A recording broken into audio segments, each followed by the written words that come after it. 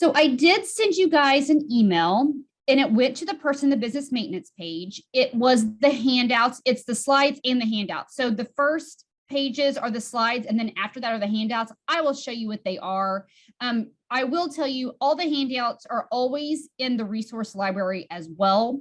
I also finished your adult daycare manual yesterday.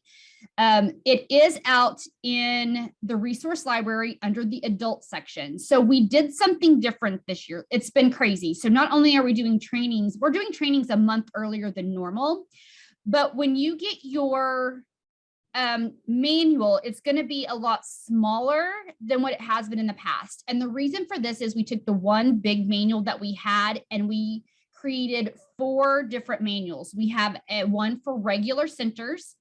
We have one for adult daycare. We have one for our at-risk program. And then we have a section, a small section is for those if you are multi-sited. So when you get your manual this year, everything in there is only for adult daycare. And then if you have multiple sites, you'll get another section with that. So we're trying to make it because it does get confusing and it's a lot of paper wasted of what forms you use and what forms you don't. So your manual is strictly for you. It is out there right now. It is going to print and we will mail it to you as soon as we get a copy of it. But if you want to have a copy now, you can print it out. You can just download it. It's in a PDF, but it is out in the resource library. If you did not get the handouts or if someone else wants them, I keep, and especially because we're going to put it in OSDE Connect as well for the self-paced training, we keep all slides and handouts all year in our training, in our resource library. So if you're not familiar with the resource library, we use it for everything. You do not have to have a login to have access to the resource library. The resource library is the website, which I'll talk about too, but it's at the website where you do your application and agreement. But we keep everything out there. So even after this training, if you didn't get the slides and want them, you can still go back out afterwards and get that. And do make sure that you are signed up in the training calendar. I think everybody is. I think I have more people on, or I don't have as many people on that registered. So just make sure your name is in there so we give everybody credit. So on page, what we did was because we have the 4 manuals, when we refer to page numbers and it says AD, that's for the adult day. So the adult day, it will be on page 4 is your consultants. We do have a couple of new consultants that have been here that kind of started around in COVID or a little bit before. So in case Oklahoma City has changed a little bit. So if you're not familiar who it is, you can go to page AD4 and it will show who your consultant is. As a reminder, if you're not aware, in the training manual, which I'll pull it up here periodically, I'll pull up the manuals, I'll pull up the handouts, but anything, I'll go ahead and do that now. Anything new is highlighted in red. I'm sorry, anything new is highlighted in yellow. So this is this is what your new adult daycare manual will look like. And again, it's 214 pages, which is much better than the 400 pages it was. But as you can see here on page AD4, this is where you can see the page number. And again, like Sandy, so since she's new as of this year, she wasn't in here last year. She is highlighted in yellow. So I think a lot of you are aware of that, but in case you weren't, anything that's new is really in yellow. Some things are just really important, so we will still keep them in yellow, even though they may not be new. I will really quickly just kind of go over the handouts that were in with your slides. Let me pull this up. The one thing, the first one that I'm going to kind of show, I'll talk about right now is this is the one. It talks about how this training is required for application approval and to make sure that you are registered in our training calendar, because that, again, if you're not registered in the training calendar, we can't give you credit because we don't know who you're affiliated with. But you do have until 9 p.m. and we have the instructions here. This is in one of the handouts. And then on the back side, it tells you some of the changes that we've made to the training calendar. We're also sending additional items this year. So not only if you're a sponsor, will you get the sponsor section, but we'll also be sending for you guys the Cacfp crediting handbook, which I'll talk about later on today. It's just a really good resource. We took some pages out of our manual, and the USDA came up with this resource, which was great. So, and then we made the changes which are new or required for this year. Some of this doesn't apply to you as being the adult, but I just kind of wanted to make you aware of that. So lots of good stuff this year. I hope this training is just more helpful, more informational. If you ever have any questions, please reach out to us or reach out to your consultant. Your consultant is the person in the field. They're the one that comes out and does your review. They're the ones that, like everything we're talking about, they're really the ones that are best suited to answer those questions. I was in the field for 10.5 years, so I can answer a lot of the questions. We have a couple people in the office that were in the field, but a lot of the people in the state agency, we handle the back end. We handle more like your application and agreement side or your DUNS or anything like that, where again, the person in the field, your consultant, is the one who conducts your review. And so most of the stuff that we talk about, they're the ones that look at it. So if you have a lot of questions, they're a great resource. So again, we have integrity with the program. I do need to change the page number here for you guys because this is not says AD, but we did add in the training calendar or in the training manual this year, we added the notification letter because all of our trainings are unannounced. That a lot of times our consultants will just send an email to everybody at the beginning of the year, a notification letter. We did put the notification letter in every single manual, so it is in there. It's in the section other required records, and I did tailor it to be for Adult Day. So it took out some of the stuff that you wouldn't need, like stuff about infants. You don't need that stuff. So I did gear it more towards adult daycare. So we do have the notification there. So if you don't know if you're up for review, we do review every 2 to 3 years. If you were what we call SD or seriously deficient, you will be reviewed in the next follow-up year. So again, we keep that in there. They do send that letter out, but if you're ever curious, you can always go to your manual and check out to see what you will be reviewed on or what documents that we do need. Again, when we come out to do a review, all records must be readily available for review at all times. And if you were not aware, if you are new, when we come out to do a review, we review on the last month that you claim for reimbursement. So I do understand that many of you have probably been out for several months due to COVID. So if we do come out to do a review, say the last time that you claimed, I'm just going to make up some stuff. Let's just say you claim for May. We will look at May because we just validate the claim. That's what we're looking at. So we always look at the last month that you claimed. And you may have needed a review last year, but because you may have been closed, then we'll definitely come out this year to do a review. Now, our fiscal year is from October 1 to September 30th. So we don't really start doing reviews until at least November at the earliest, because again, in November, you claim for October. So we really won't be out until November, but our fiscal year is from October 1st to September 30th. So make sure you do have to have the past year's 3 records and current year. So you can start boxing up all your stuff that you would need for the last fiscal year. Once we hit September 30th, you can put, that would be your old fiscal year. And when we start October 1 is when we go into our fiscal year 2022.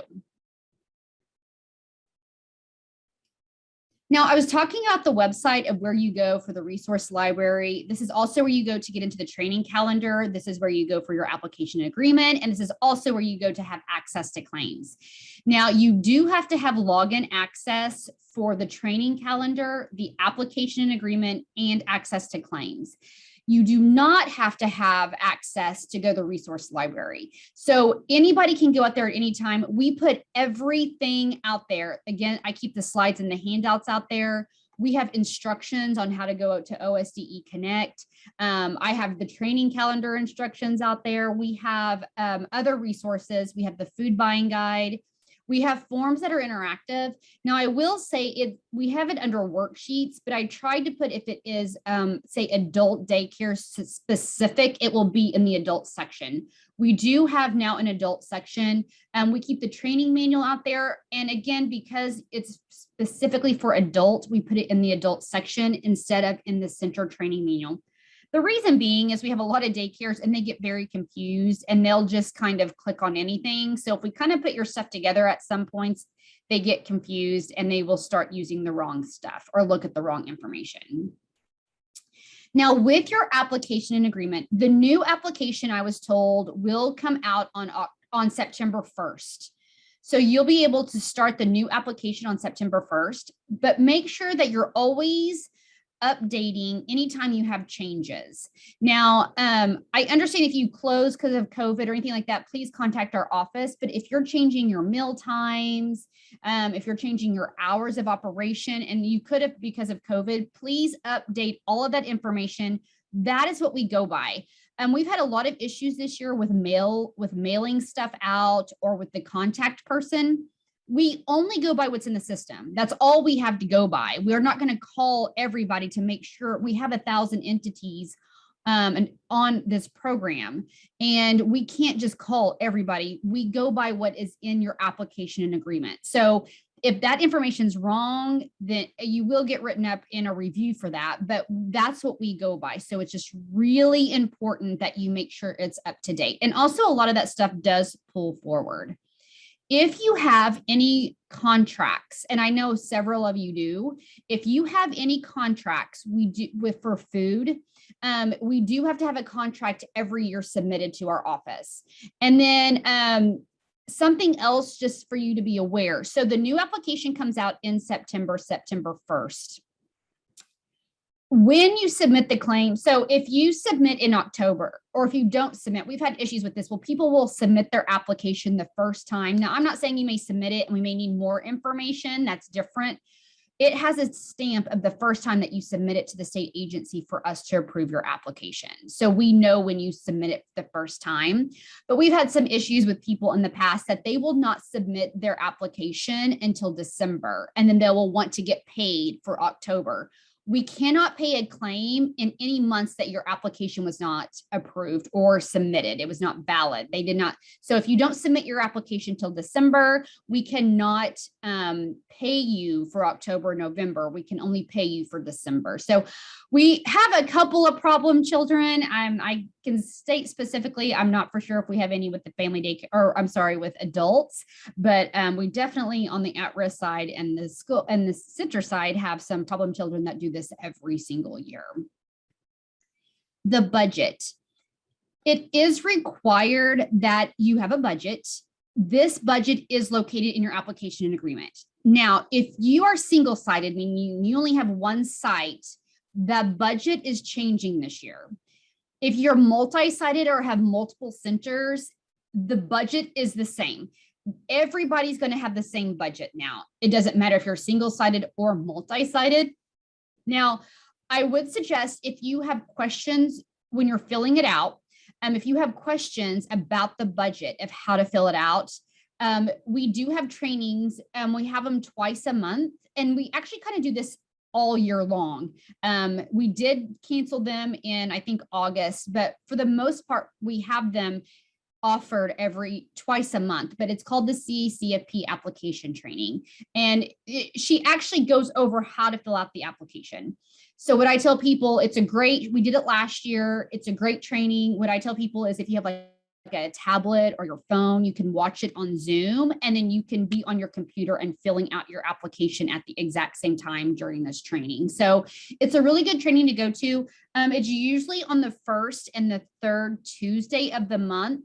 And it's 9 o'clock in the morning is when this one usually occurs. But you can go out there now. We have it set up for the month of September only. We have a lot of trainings out there right now. We're doing all of our trainings are the main trainings that we've always done in August, September. So once we kind of get through a couple of the trainings, we'll start adding more for October and stuff like that. We are constantly adding trainings out there. So if you're ever like, I need additional training on information, please go out there, because I'm actually gearing things for everybody, not just for regular centers. We're breaking things up for everybody, and I think it's been very helpful. We've had a lot of luck with a lot of people coming onto the trainings, and I'll discuss more some of the stuff that we are offering. Now, we do have some new required forms. You can find these in the resource library, or you can find them in the manual. So this is going to start in October. It's for the first one. This is a new form, but if you need to change your meal times, I think it starts October. I'm assuming it will when the new application comes out. If you need to change anything regarding your meal service, like the times that you serve, how many people that you're serving, if you say need to increase, we now have a form that you do have to fill out and send to our office. That is in the manual, and it is in the resource library. If you're multi-sited, or if you're not multi-sited, you want to add a site or remove a site, that is in our multi-sited section. And so you do have to send that in order for us to add or remove sites. If you're new, or if you have anybody that you want to have access to our system, they have to have a certificate of authority, and that's in the resource library. And then you can even give people access just to log in, but they can't make any changes to anything. Like, we have people that just want people to log in so they can sign up for training, especially if you're large and you have a lot of entities. You don't want one person responsible for like 10 centers for their training. You can do that as well. And then the last one is, I don't have the form. This one is not in the manual, but this is something that Edgar, we've been sending out once a month. It's regarding OMES vendor form. It is required for your payments. The state as a whole is changing over to a new system. We've been sending these emails out since May. It has nothing to do with our office. It's with OMES. There's always been a link, and we just don't have a form because they may change the form. So we just give people the link and whatever is the most latest and updated. But if you may have already sent this in, but if you did not send in this form, the form is for the center, whoever we send the payment to, that's who we need the form for. It's not for individuals. It's the form of who we pay. So just kind of a reminder, if you have not submitted that form yet, please make sure you go. If you may have to look at your emails, we sent a mass email out once a month starting from May. So that's a good place to start if you do not recall getting that. So this is what the website looks like. If you're not familiar, again, this is where you go if this looks familiar, then this is the webpage that I was just speaking of. Now, here's where you click on the resource library. Everybody has access to this. Again, like you can see here, we have adult daycare. It's the first one. We broke everything up into sections. Before it was like 4 sections, and it was a bit of a nightmare to find anything. So we did clean it up quite a bit this past year. So it's much, much nicer. Again, you're the first one, so you can see a lot of the stuff that has been updated. Anything old, I have now taken out of there, and I have put all the new stuff in. So you can go out there and pull, like the handouts we were talking about. I sent you an offer versus serve handout. This one has just the Spanish, but I did put the English one out there as well. I noticed that yesterday. So we keep everything out there. You do not have to log in to have access to this. We were talking about the business maintenance page. Or the facility page. I can't remember what it's called more on your end, but this is the contact information at the bottom of the page where it says contact information for Cacfp. This is where our mass emails go. When I sent an email yesterday regarding the trainings, this is where it goes. In the new application, I was told that we're going to be able to allow for multiple people to be in this section, which would be fantastic. Right now, it only goes to one person. We're now going to be able, you can put multiple people. So when we do send out an email, it will send it to multiple people, whoever you have as a contact. We've had it several times where people have the wrong person in here. It may be like, for instance, I had a church and they put the pastor in here, but he had absolutely nothing to do with Cacfp. So anything we were sending, he wasn't forwarding. He didn't know what it was. So make sure it's the actual person that needs the information that we send. And if you scroll down even further, this is where it shows your training. So again, right here, so right now, if you go out and you registered in our training calendar, it will already show up, but it will not have a check mark until we put the check mark in there. So give us about 2 weeks and to make sure, because again, we don't send out certificates. And then something else right above that. So if you don't know who your consultant is, or you want to know who, we actually have people assigned to every daycare in our system, or anybody on CACFP. If you would like to know like who your field staff person is, like this one's Carol Peters, that's the consultant, that's the one that comes out to do the review. And then above that is the person in the office responsible for your application. You can contact them directly. So if you want that information, you can see who that is. Now, about the application, just one thing that we like to kind of hone in on is make sure, so in number 7, on the checklist is what you're agreeing to. And a lot of people, what they do is they go in there, they scroll to the bottom, hit next page. I think you put in the date and then you hit submit and it submits to us. But a lot of people are not understanding what they're agreeing to be on our program. This document is actually a 21-page document. So we just want to bring people's attention to this. Just make sure to make sure that if there's things that you're like, well, I didn't know that, a lot of times it's in the application agreement of what you are agreeing to be on this program. All right. So today we're going to go over the basic responsibilities. Again, you can find some of this information in your training manual on page 86 through 9. And we're going to go ahead and get started. One little last thing just to kind of bring up, if you've been audited or if you've gotten a review from us the last couple of years, actually it really started last year. So if a lot of you were closed and didn't have a review, you may not be aware, but we get reviewed, we get audited by USDA, and then we also get audited by state auditors. Well, the deal with the state auditors is last year, they started stating that when we do a review, on every single review that we do, we have to get copies, or you can, it doesn't have to be physical copies, you can scan, but we have to have documentation on every single thing that we look at for CACFP for your review. So we just don't want you to be like, we're saying we need copies of everything. I will say it has come in handy because of COVID. A lot of our consultants were able to use a lot of that information and do a lot of the review offsite and then come on site to do the mill observation. But this is not coming from us. This is coming from the state auditors. We have a way that you can scan to us. So again, you don't have to make physical copies, but you may have to. The state auditors just want documentation on what we look at for review. And we don't know why, because they don't know how to do our review. So I don't know what they're looking at, but when we ask for this, just don't be surprised. It's not coming from us. It is coming from state auditing. One thing that we did add to the manual this year was financial management. Finances, and it's actually the number one thing in the application agreement. I usually go over it, but the first thing in the application agreement talks about finances. Financial management is a really big thing with USDA.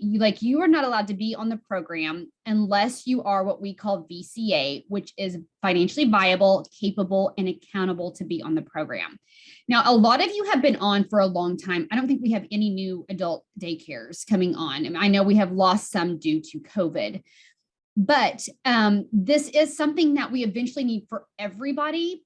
And we have some steps in place to start going towards that. So I know we don't have a lot of new people on, but I mean, as far as like actual brand new coming onto the program, but we will be checking, and we do a little bit at the review, but we're looking more at it because again, this is with USDA, it's a requirement from us, but we have to make sure that you're financially viable. And a lot of you are with organizations. A lot of this is, we have a lot of, again, we have CACFP, so we have regular daycare centers, we have schools that participate in a CACFP program, we have an adults, but a lot of this stuff honestly is for our for-profit regular daycare centers. So when I kind of talk about some of this stuff, we all have to do it, but we have a lot of for-profit people that are on our program, and the deal with being on our program is you can't rely on our money to keep your doors open. You have to be financially viable, or if you're a nonprofit, you have to be subsidized. And I'm sure that is what's happening with a lot of you, because I know a lot of you guys are with a bigger entity or a bigger organization. You do have to have adequate resources in case there's an interruption in bills. So if we can't pay out, we shouldn't be getting phone calls up here saying, why are you not paying me? And that's the point of being financially viable. The purpose of this program is to help with the food costs or to provide more nutritious meals to those that may not have access to it. So again, I don't see this issue really with adults on when we talk about this stuff right here, but this is stuff we have to request from everybody. We can't just be like, oh, well, but you're a regular daycare and you might be. We have to ask it for everybody. To be also on the program, you have to be capable. You have to be administratively capable, have adequate staff to be able to manage the operations of the program to be in compliance. Another item is to be accountable. You have to have program accountability. You have to have oversight, monitoring, record keeping. So that is what we refer to VCA. Now, when we talk about VCA, we are always monitoring it as long as you're participating in CACFP. Like I said, we're putting things in place. That's one reason why the budget's changing for everybody, is because we need to have it more detailed for VCA. So there's things that are kind of coming down the works regarding VCA when we could talk about being viable, capable, and accountable. We had some people, what happens is we have an actual document that we call VCA document. If you're brand new coming onto the program as a new center, or if you were seriously deficient in the previous year, meaning that you just had enough errors that deemed you to be seriously deficient, we do require that you have to do a VCA document and return it to us, and we cannot approve your application until we approve it. So this document is about 7 to 10 pages long, and it does go over, we have to have bank statements, or if you have an audit, say an outside audit or any other audit, we can take that instead of bank statements. You have to show us like your organizational chart, showing us how you're administratively capable of being on the program and how you're accountable, and we ask for your processes. So again, there's going to be questions even added to the application and agreement for us to be in line with VCA for those that have always been established and on our program. But if you are new, or if you were seriously deficient in the previous year, our office will be reaching out to you, sending you this document, and you'll be filling it out and sending it back. And we cannot approve your application until we show that you are financially viable, capable, and accountable to be on the program. So again, I know we don't have really anybody new, but if you were seriously deficient, you will be receiving that document for us. We also have a training on this that is also twice a month. It is in the afternoon after the application training. So if you do receive this document and you have questions, you can go to, actually, I think it's required. If you have to do VCA, you have to go to that training. And that way it helps answer questions on things that we're asking for in the document. So when we talk about the financial aspect, we've been asking for certain things for actually 5 or 6 years, but people have gotten very confused and we've never really talked about it. So now we're talking about it. We now have an actual section in the training manual regarding financials. So when we come out and ask for documentation when we're doing a review, there's a couple of things that we will be looking at. And again, some of it is dependent upon your entity, because I understand some of you are part of a much bigger thing. You have to understand we deal with daycare centers that are privately owned, they're for profit. And I understand that you may be we deal with school districts. So there's going to be things that we need, but when we look at we do look at total revenue and expenditures, and it's for the entire institution.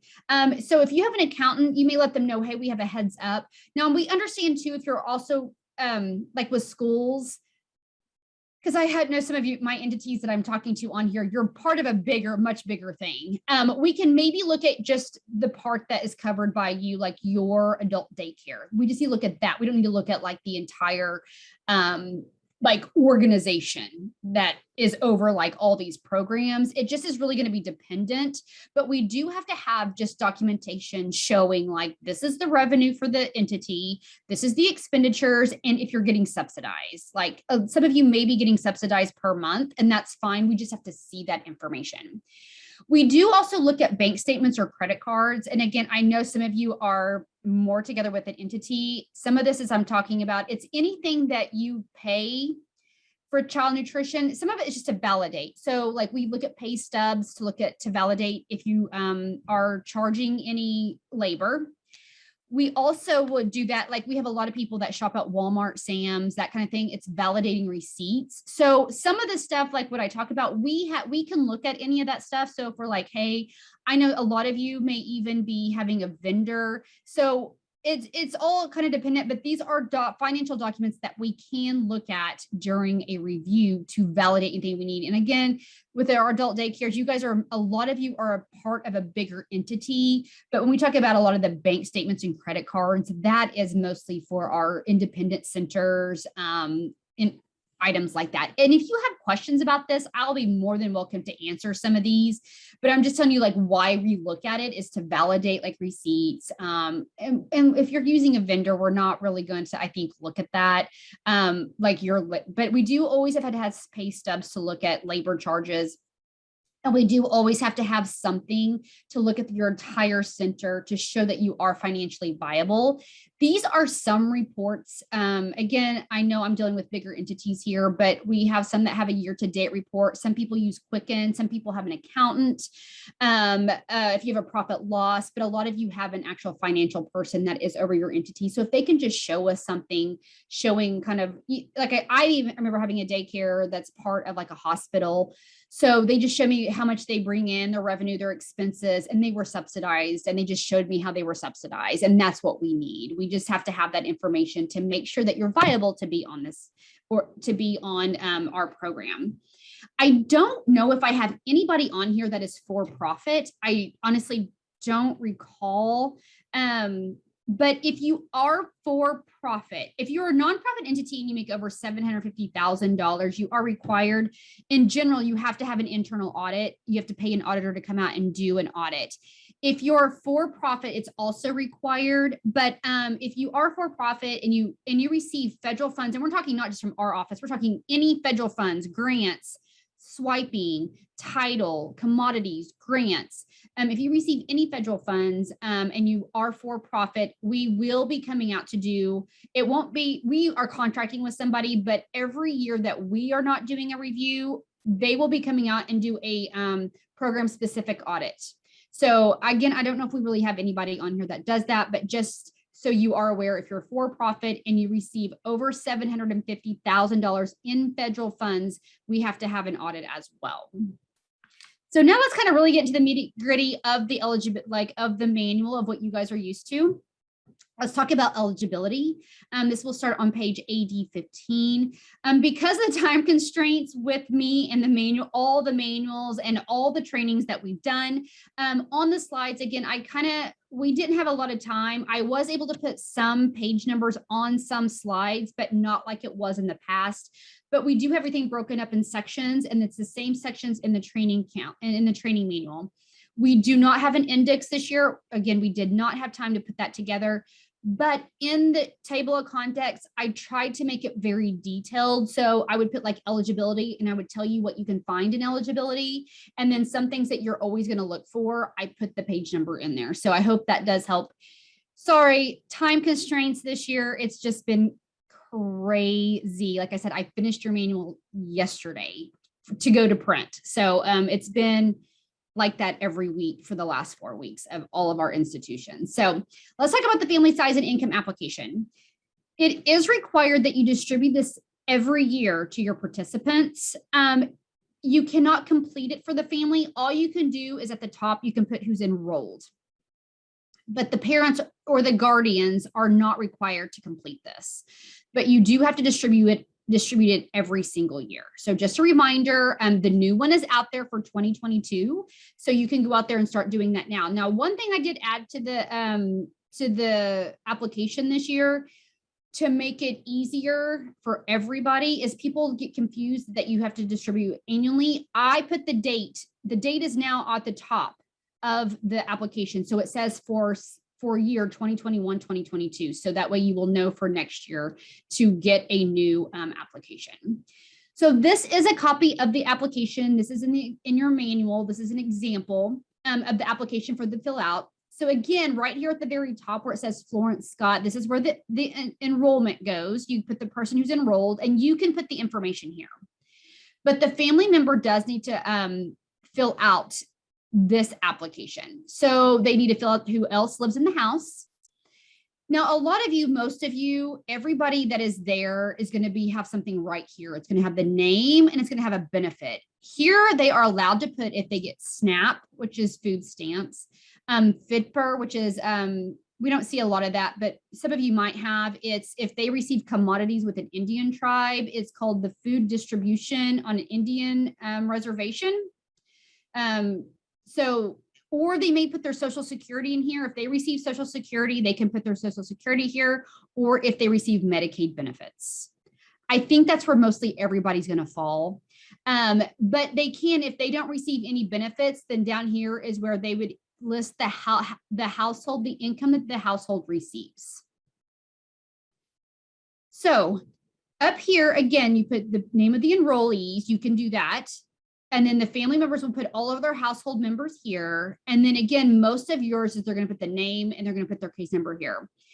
If they have a number here, these are automatically free. And we'll talk about it again some more. But if they have income here, is you have to approve it based on what they get annually or however much income that they get, whatever they put down. A reminder, they have to fill, they have to sign and date it. So someone from the household does have to sign and date the application. So again, when we were talking about categorical, which I think most of you are going to fall into, they would put the SNAP number, and the SNAP, it needs to be the case number or TANF or FIDPER. And SNAP starts with A, B, C, D, H, J, or T. Again, FIDPER, we usually see a Social Security number, but it can be really any other number. It depends on the tribe. And then we have Medicaid, or if they get Social Security. So if they get any of those, as long as there's one number on there, everybody receives free benefits. The next is income.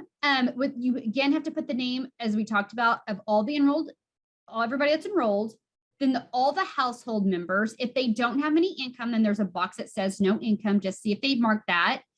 And then they list their amount of income, and it needs to be before taxes. It needs to be their gross. And then they need to list how often that they do receive that.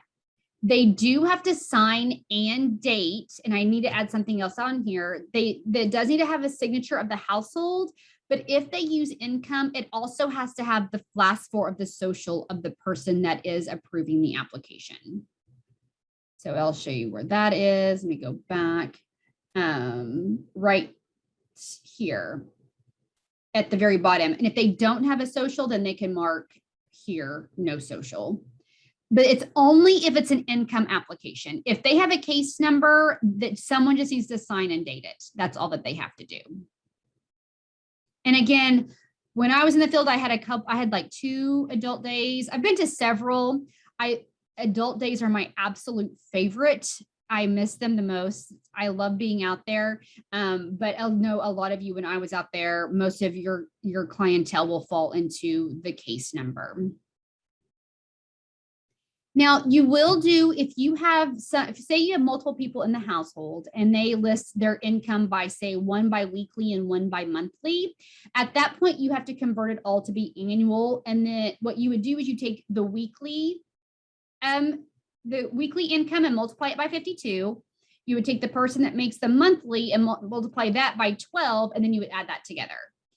But if you have, say, 2 people that have income at the household and they both get paid monthly, you do not have to convert it. You can just go to the monthly column on the eligibility scale and approve it that way. You only have to convert it annually if there's multiple people with multiple income getting paid at different time frames. Now, you may receive what we call one that's not, we call it not eligible. What it becomes not eligible is if a person does not submit an application to you. They're not required to. So if they don't send you one, then they just will go on the not eligible roster. You may have one that's incomplete, like maybe they put income on there, but they did not put the last 4 of the social. You can always call and ask for that information or get that information. But if they don't want to give it to you, then you will have to put them again in the not eligible section. If you can't read it, or if you can tell that there's things missing, definitely contact the household and ask for these things. And you can make notations on the application. You can make notations of like, talk to Bob, gave me last four of social, and then put your initials on there of who you talked to and the date that you talked to them. The only thing that you cannot put on there is you cannot sign it for them, but you do approve it all based on face value. If they do not report any income at all, if they just leave it blank, you cannot, it just means that they're going to be not eligible if they just leave it blank. But if they mark all the no income boxes and put $0 in there, or write $0, and they sign it and put the last four of their social, you can approve it as that they're under the guidelines, so they would be a free application. But if they leave it blank, or if they don't put their last four of their social, then they would just be not eligible. If you have anybody that you know that they leave the incomes there, my example is you have somebody bringing in somebody, and every day they're dressed up in their Sonic hat and shirt going to work, but then they're telling you they have no income. Then what we call that is you may have to verify, because you can tell that they're misrepresenting, they're not reporting, because there's a statement on there that says what I am signing is true and correct. And so I think even something about the IRS. But it's just meaning like they're signing this, telling you that it's a legal document, that what I'm telling you is correct. So if you think that they're misreporting that, talk to your consultant about what you can do to get information that you need. It's just, we don't want anybody lying on it. So that is correct. If they fill out section 2, I'll go back to show you. If they fill out this section 2, all they have to do is go down to section 4 and sign and date it. They do not have to fill out part 3 at all, if this is good. So only it goes up here, section 2, then straight to signing. So they do not have, this is not required for anybody to fill out. Actually, the whole form, but if they put any information here, they do not have to put any income. They would be good to go.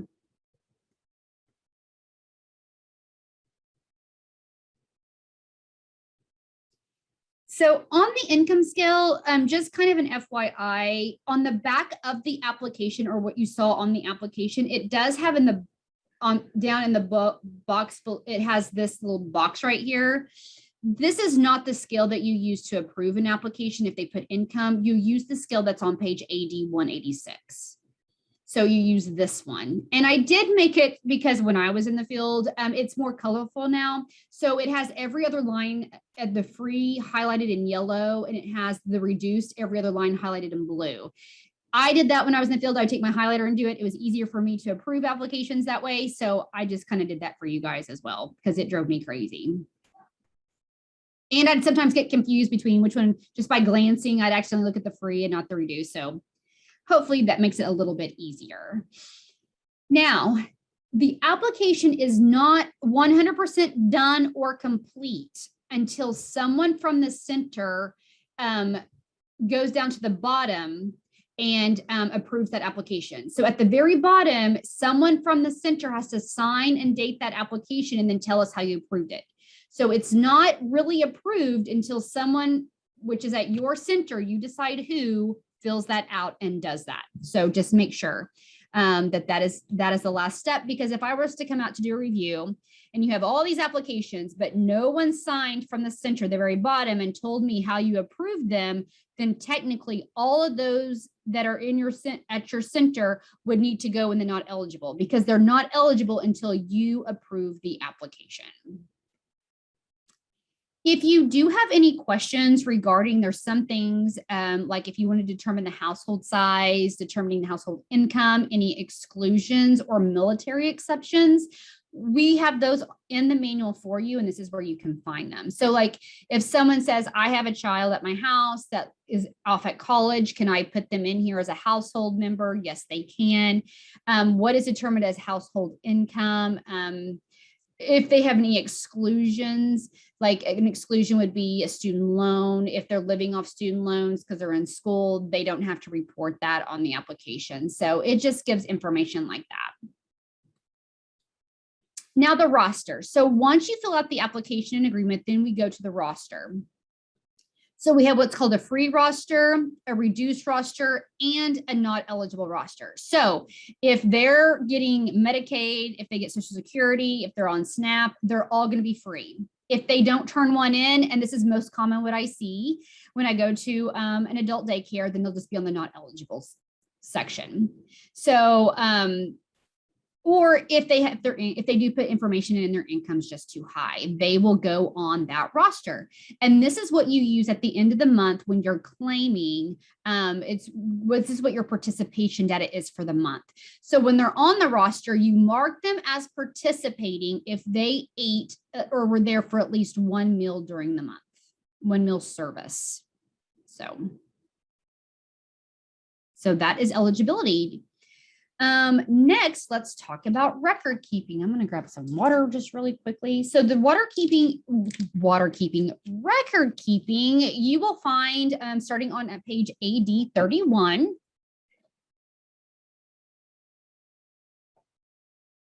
And again, like anything that we're talking about in the record keeping, again, you'll start through 81. So I tried to break it up per section so you can use these slides and go back to the manual to find where it's at in there, since again, we don't have an index. But as a reminder that all forms must be maintained daily by month at the institution, and that all records must be kept at the approved location on the application. You can't take them home. They need to stay at the center. Now we do have daily records, daily attendance records. We have a form on page AD 35. We have what we have arrival and departure times. Do I have anybody in here that serves more than 3 meals per day, or does everybody just serve breakfast, lunch, PM snack? Because I am not familiar with anybody that stays open later than 6. So I didn't know if anybody offers supper or if you guys really only do. If you do more than 3 meals per day, you can just say yes. But if not, I'm assuming nobody does. But I'm just going to kind of quickly talk about. So we have the attendance sheets, and then what we have is the meal count worksheet, and that's on page AD 41. So I did put in the training count. I put in one of the handouts I gave you something that's new, and it was regarding the meal count worksheet. It does not apply to you. It only applies to our centers. We took the infants off. So for everybody else, your meal count worksheet is the exact same of doing the meal count worksheet. So we do have someone that is interested in serving more meals. So I'm just going to kind of, I'll talk to you I'll briefly, just to let everybody know, and I'm going to give you my honest opinion. I don't know if you want it or not, but I will actually give you my honest opinion about this too. If you close at 6, I wouldn't recommend doing supper for a couple of reasons.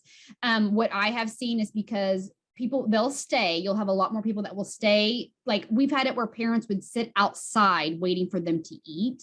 So if you had people that would leave throughout the day, they're going to keep them there longer. So if you had staff that you would let go at a certain time, you would have more staff that you would need to keep on staff. If you did say supper, it's the same as a lunch or breakfast, or I'm sorry, it's the same as lunch. So you're having to do all the requirements. And you're having to serve the same type of meal. The other thing with it is, even if you are serving 4 meals per day, you're only allowed to claim 3 meals per day. So you would have to show us, and this is the form that most of you would use, is this DROMS form. So you would have to use this form, and then you would show us all the meals that they ate at, and then you have to back out the meals that you're not claiming. So that's just my honest opinion, what I've seen from being in the field for several years. If you're open later till say 8 p.m., I would definitely say it's worth doing it.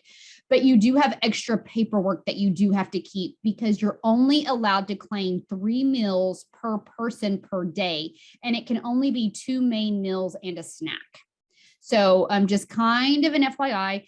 And the meals that you don't claim, you do need to list that they're the non-claimable meals on the meal count worksheet. People have not done that in the past. So I can talk to you more about it. Also talk to your consultant. I always say, especially if your consultant's been on for a while, if you've had them for a while, they're a great resource because every entity is different. Again, this is just what I experienced whenever I was in the field. And I had some people that did supper for years and they got off and it wasn't worth for them to do it. But we've had some that because of the clientele or because of everybody's there anyway, it worked out great. So if your consultant's been out there to do a review, talk to them about it and they'll definitely help you out in this. And then they'll show you all the additional paperwork that you do have to keep. So food purchasing forms. Now, do we really have anybody in here that goes and does their grocery shopping like at Sam's or Walmart or Brahms? And you may have one thing that you buy, but, or do most of you have like a vendor? If you go to the grocery store, okay, so yes, you do go to the grocery store to buy your food. Okay. If you do that, you do have to use the food purchasing form. And there's a couple times when you don't have to use this. If you use a vendor or if you use contract mills, you don't have to do this. But if you do go to a grocery store, then this is when I would suggest it. When you get that ticket, you know, like the Brahms, the Walmart, that receipt, that is when you do this form. You do have to keep a copy of the original receipt. You can make a copy of it, but you do always have to have the original receipt with it. This is what the food purchasing form looks like. The reason it's required is because those forms are not itemized and they're not detailed enough for us. So you need to have one per form. So like here, this one's for discount grocery. They put all their food and milk supplies in here. Right here is their food related supplies. And then down here is anything that's not reimbursable. We do have this in interactive form. So this is the most popular form that people like interactive because it does the math for you. I will tell you, if you use the interactive form, and we had some people, they couldn't find it, but it's in Excel. And you have to go to this next page over here in Excel and it will tell you where to put the taxes because you have to put, if you pay taxes, then you have to put the tax in there as well. This total needs to match the grand total on your receipt. It can be a penny off and it may be a penny off. It's due to the taxes and it's due if you have to split it up like 3 different ways. So this is required if you're using that type of receipt and it is one per receipt. Now, there are times that this form is not required. If you use a vendor like Cisco, Benny Tankersley, US Foods, if you use anybody like that, this is not required. If you use the grocery pickup, you also do not have to use this because those are very detailed. It tells us when you get them from the vendor, it tells us that you bought, 32 boxes of Cheerios. If you do the grocery pickup, it's the same thing. It has a picture. It says the size and how much that you did and how much you spent. So if you do grocery pickup, grocery delivery, if you use a vendor, you are not required to do the food purchasing form. What we would ask if you do the grocery pickup and even Sam's, I know at Sam's you can go through and use your phone and scan. If you do that as well, if you do the scanning, you can do that as well. Sam's, like it used to be their grocery pickup was very detailed as well. I'd say that you got like four cases of whole milk with 4 in each case. So if it's very detailed, you don't have to do it. The only thing that we do ask is like if you do a grocery pickup and you bought food items and then you also bought like foil and paper plates, is if you can just at the bottom tell us how much was food and milk, how much was Cacfp related, because you will need to break that up for your expenditure worksheet. So receipts and invoices, we've just had some issues with this in the past. So we want to go over this, and this has been added to the manual. It's on page 42. You do have to have a copy of the original receipt. If you're I'm talking about the receipts that you would get from Brahms, from Walmart, from Crest, from Reese's, Homeland. You do have to have a copy of the original receipt, even if you have to make a copy and it's faded. We have to have a copy of the original. It will be disallowed if that receipt has been altered, meaning I've seen receipts where people have changed dates. If it's been altered, if the bottom is cut off, Now I will say if you do the SAMs, we have some, it doesn't have the barcode at the bottom. We can look at a statement showing that, that it went through, that you paid it. Also, if it doesn't have a date on the receipt, we can't use it because we don't know when the receipt was from. If you do grocery pickup or grocery delivery, and it's not the receipt from when the order was the final receipt. We've had some people submit receipts of when it was submitted or when it was still in process. And we can't do that because I'm not sure if you're aware. About 2 years ago, I became legally blind. I can see directly in front of me. I have no peripheral. I quit driving about 2.5, almost 3 years ago. That I have my groceries delivered. Well, in general, I will submit an order, but they may be out of stuff. So what I ordered may not be what I received. So we have to have the final receipt. We cannot have the receipt that's still in process or the one that you just submitted. We have to have the one. And I will say, if you have not done the grocery pickup and there's several places, I even saw now that Brahms does grocery pickup. They have an app and they will do now grocery pickup. So there's a lot of places that are doing grocery pickup. I had one facility do it. The reason they did it, because they kept losing their receipts. And that way they could go back in there and print them out every time that they needed them, because they kept losing them. So there's a lot of places that are doing grocery pickup. Again, if we need to, we will validate those receipts with a bank statement or with a credit card statement. So another item that was new last year is we don't allow for donated products. So if somebody is donating food to your facility or milk, we cannot use it as part of the reimbursable meal. You can serve it as an extra. It can be an extra item, but you cannot serve it as part of Cacfp. So let's talk about the expenditure worksheet now. So you filled out, you have all your receipts for the month, and you either had to fill out a food purchasing form or you just have your itemized receipts. Next, at the end of the month, you'll fill out your expenditure worksheet. One thing that you could also put on so with the the revenue worksheet, what it does is it shows everything that you spent money on for Cacfp for that month. So you can put your administrative and your operating labor on there.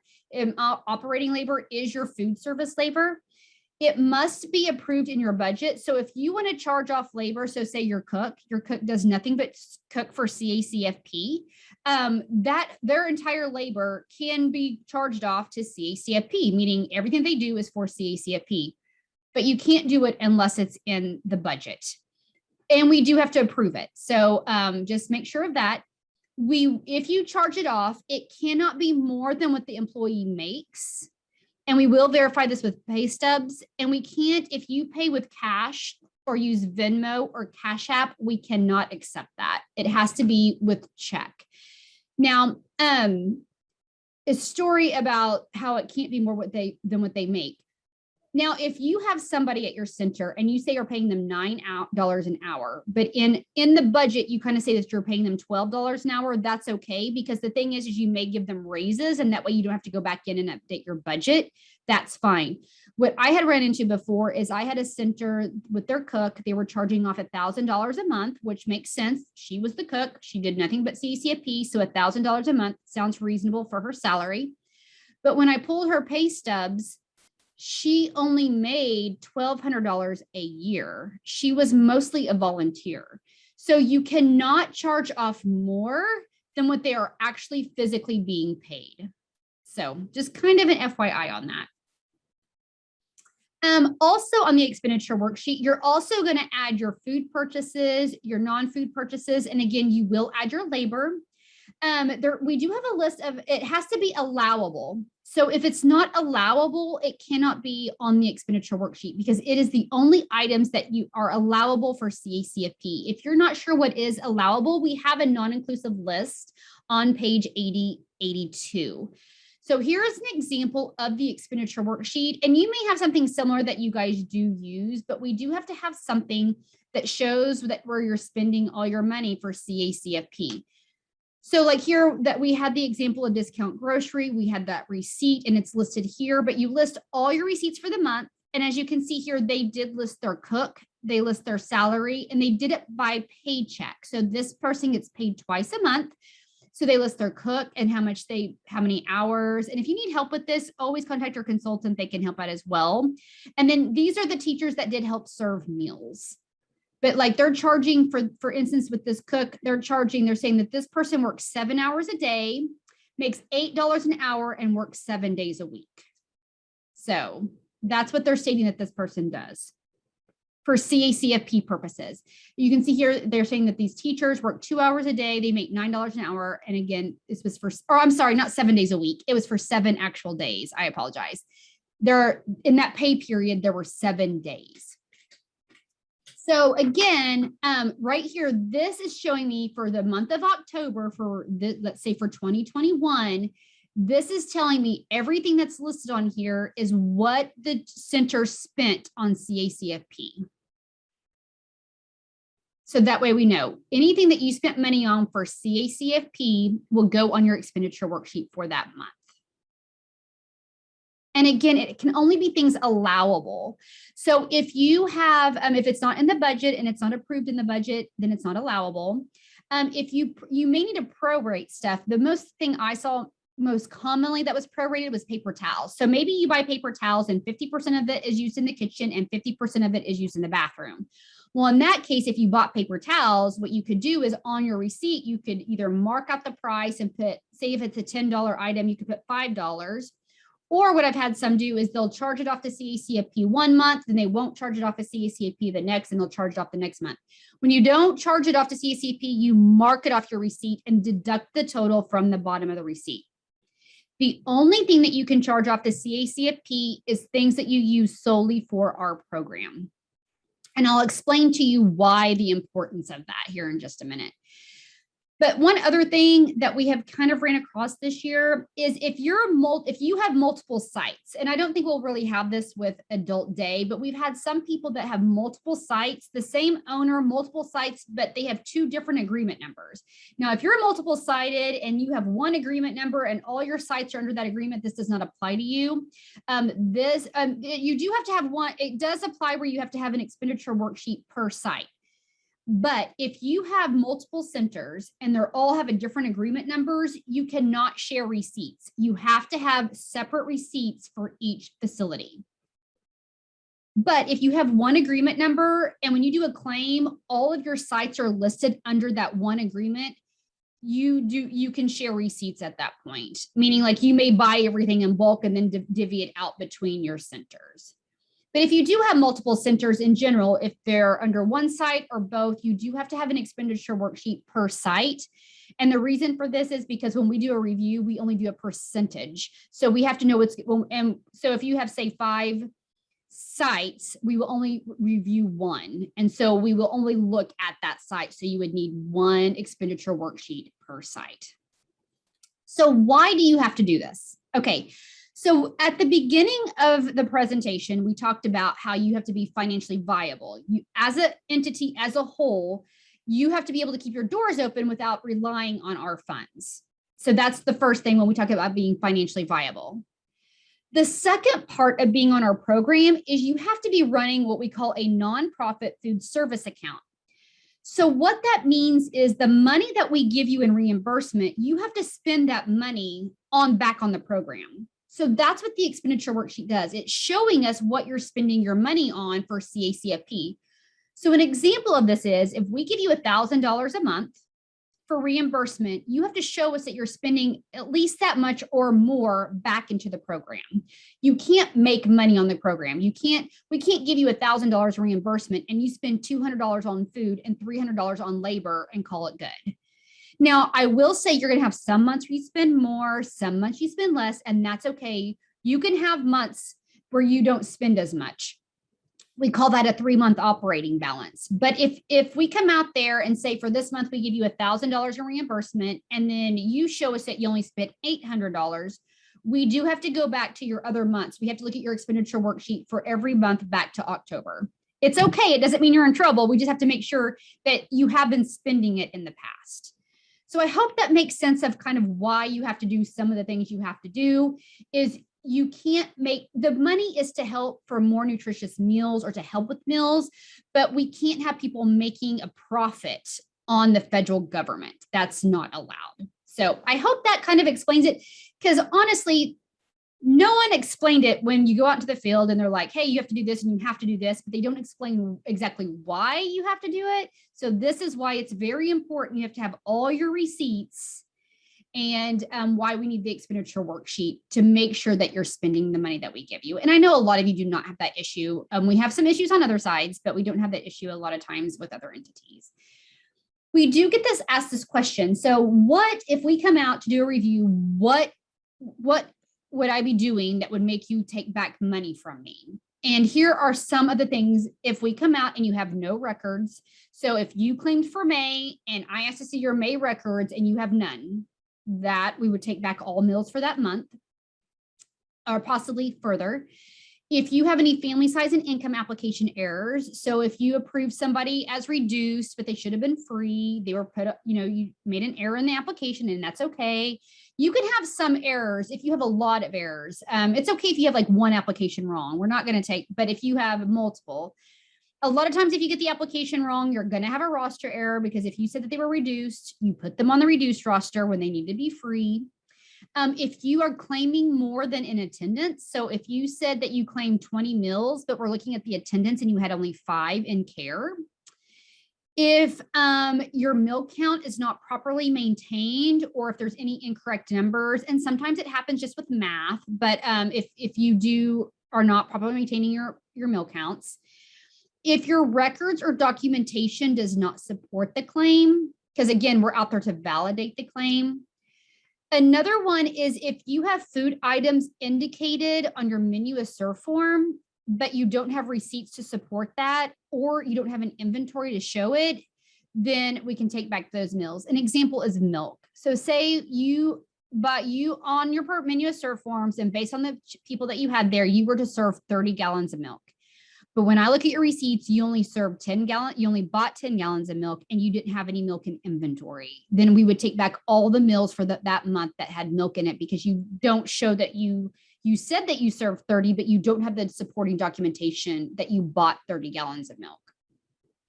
If you share receipts with another center, and I'm even talking about, and we've had this where Center A and Center B are friends with each other, and they would give each other their receipts to use for review purposes. We've seen that. And I meant to change this slide for you guys, but if you're doing program adults, you can't claim the adults that are helping you. You can only claim the participants. So I'm sorry, that says children, it should be participants. And then if there's any for-profit centers and you're not over the 25% free and reduced, then you can't claim. But like I said, I don't think we have any for-profit adult days, but I don't want to say that, and then we do. But so now let's go over some of the other required records that you do have to keep. And some of the forms I was talking to you about, like the meal service change form, the notification form, letter, it's all in this section as well. Now, just a reminder, you do have to have an individual plan of care for each participant. I know you guys all have that. We have a sample one in the manual. We have a sample form that you can use in the manual as well. But you do have to have an individual plan of care. You're also to have a group program. So you do have to have daily scheduled activities, or just something for us to see that you have activities for the program. Now, we do have a new requirement starting in October. So this will take an effect in October of 2021. We are now requiring inventory. So if you have vended meals, if you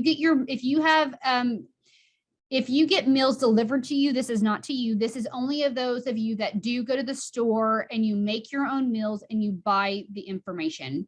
This is actually protecting. We've taken back a lot of meals in the past because people did not have inventory showing that they bought it. They showed that they served it on the menu as served forms, but they didn't show it on receipts because they probably bought it in another month, but they didn't have an inventory. So now it is required in Oklahoma to have an end of the month inventory on all of your unopened items. This is for both food and milk. It is to be completed every month at the end of the month. And you should have receipts just in case we need to look at them to reflect this. Now, we did create it, and I think it makes it look easier. I sent this to you in one of your handouts. I sent the example, and I also sent to you the blank form, and this is also in the interactive forms, not in the adults because it's for everybody. So it's also in the interactive forms for everyone. I created it. It looks like this. So as you can see here, this is broken. It's a 2-page. It's a front and back. So what you will do at the end of the month is you list the items that you have on hand that are unopened. And we do actually suggest that you put a brand name on there.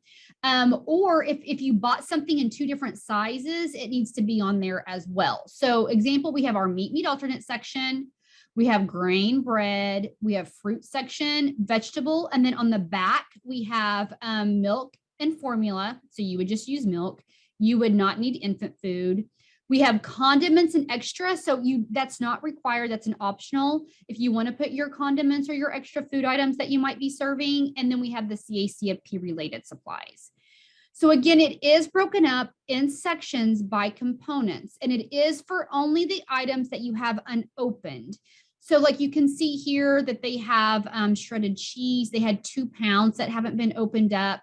Cheerios, spaghetti noodles, and the brand. We say it's very helpful if you have the brand. If let's just say like down here, down at the bottom, you can see here that we have pineapple. We have 2. We have pineapple tidbits. We bought it in a number 10 can, and we have pineapple chunks that we bought in 15-ounce cans. So if you do have it in multiple sections, you have to put it out. And again, this is for only those that are unused items at the end of the month. This protects you. Again, like I said, we've had people that said, hey, I bought milk. I bought 30 gallons on the last day, and then I had these 30 gallons. So I technically had all this milk, but they didn't keep a milk inventory, so we couldn't accept it. So this is why it is now required. It is required starting October. So for the month of October, you can start doing this. You can do it before then if you would like, but it's not required until the month of October. So we did it. I told you we added some new forms to the manual. We added the inventory form. So it's on page 8054 is where that starts. We have the meal service change form, which is on 8065. It's also in the resource library. So if you need to change your meal times, we have a claim revision form. So if you need to revise your claim, you fill out this form, send it to us. We have the review notification letter, which I mentioned earlier. That's on 8061. And now something that we did add to all of our required forms is we do have a part, and I'll show you on this form right here where it says form completed by. We need someone, and it doesn't have to be a signature. It just needs to be who did it, who filled out this form. And I understand like you may have multiple people, but you mostly like if it's your cook for the month, if somebody else helped, then they can put their name on there as well. But we've been having questions on some forms of the way they were filled out, and we just need to know who to go talk to if we have a question regarding that form. It does not have to be signed. It can just be printed. A lot of them, it's going to be at the top. And if it's an older form, it's going to be highlighted. As you could have seen on the form for inventory, the whole form is new. And so it's right up here at the top. There's a couple of forms at the bottom, but just it's on a lot of the required forms, unless that form requires a signature anyway, or requires something else. But on any of our required forms, we have that form by complete, just write in your name, that's fine. Now, claims. After 60 days, a claim cannot be paid. Payment notices should be kept on file. And again, once you submit your claim and we pay it, if you go back to the claim summary, go to the bottom and hit print payment notice. Again, if you need to revise any claims, you have to fill out that claim revision form. We just have to have documentation showing why you revised. It's not that big of a, it's just, we have to have the paper trail of why you revised your claim. A lot of times you transpose numbers or anything like that. And then we also have the monthly checklist. And I did update the monthly checklist in the manual to reflect just for adults. So it doesn't have that other stuff in there that it had in the past. Again, we tried to make it better to make it, because it's very confusing when you're like, now what do I need? Because it has this stuff, all this information, because we did it for everybody and it just got very confusing. going through pretty good.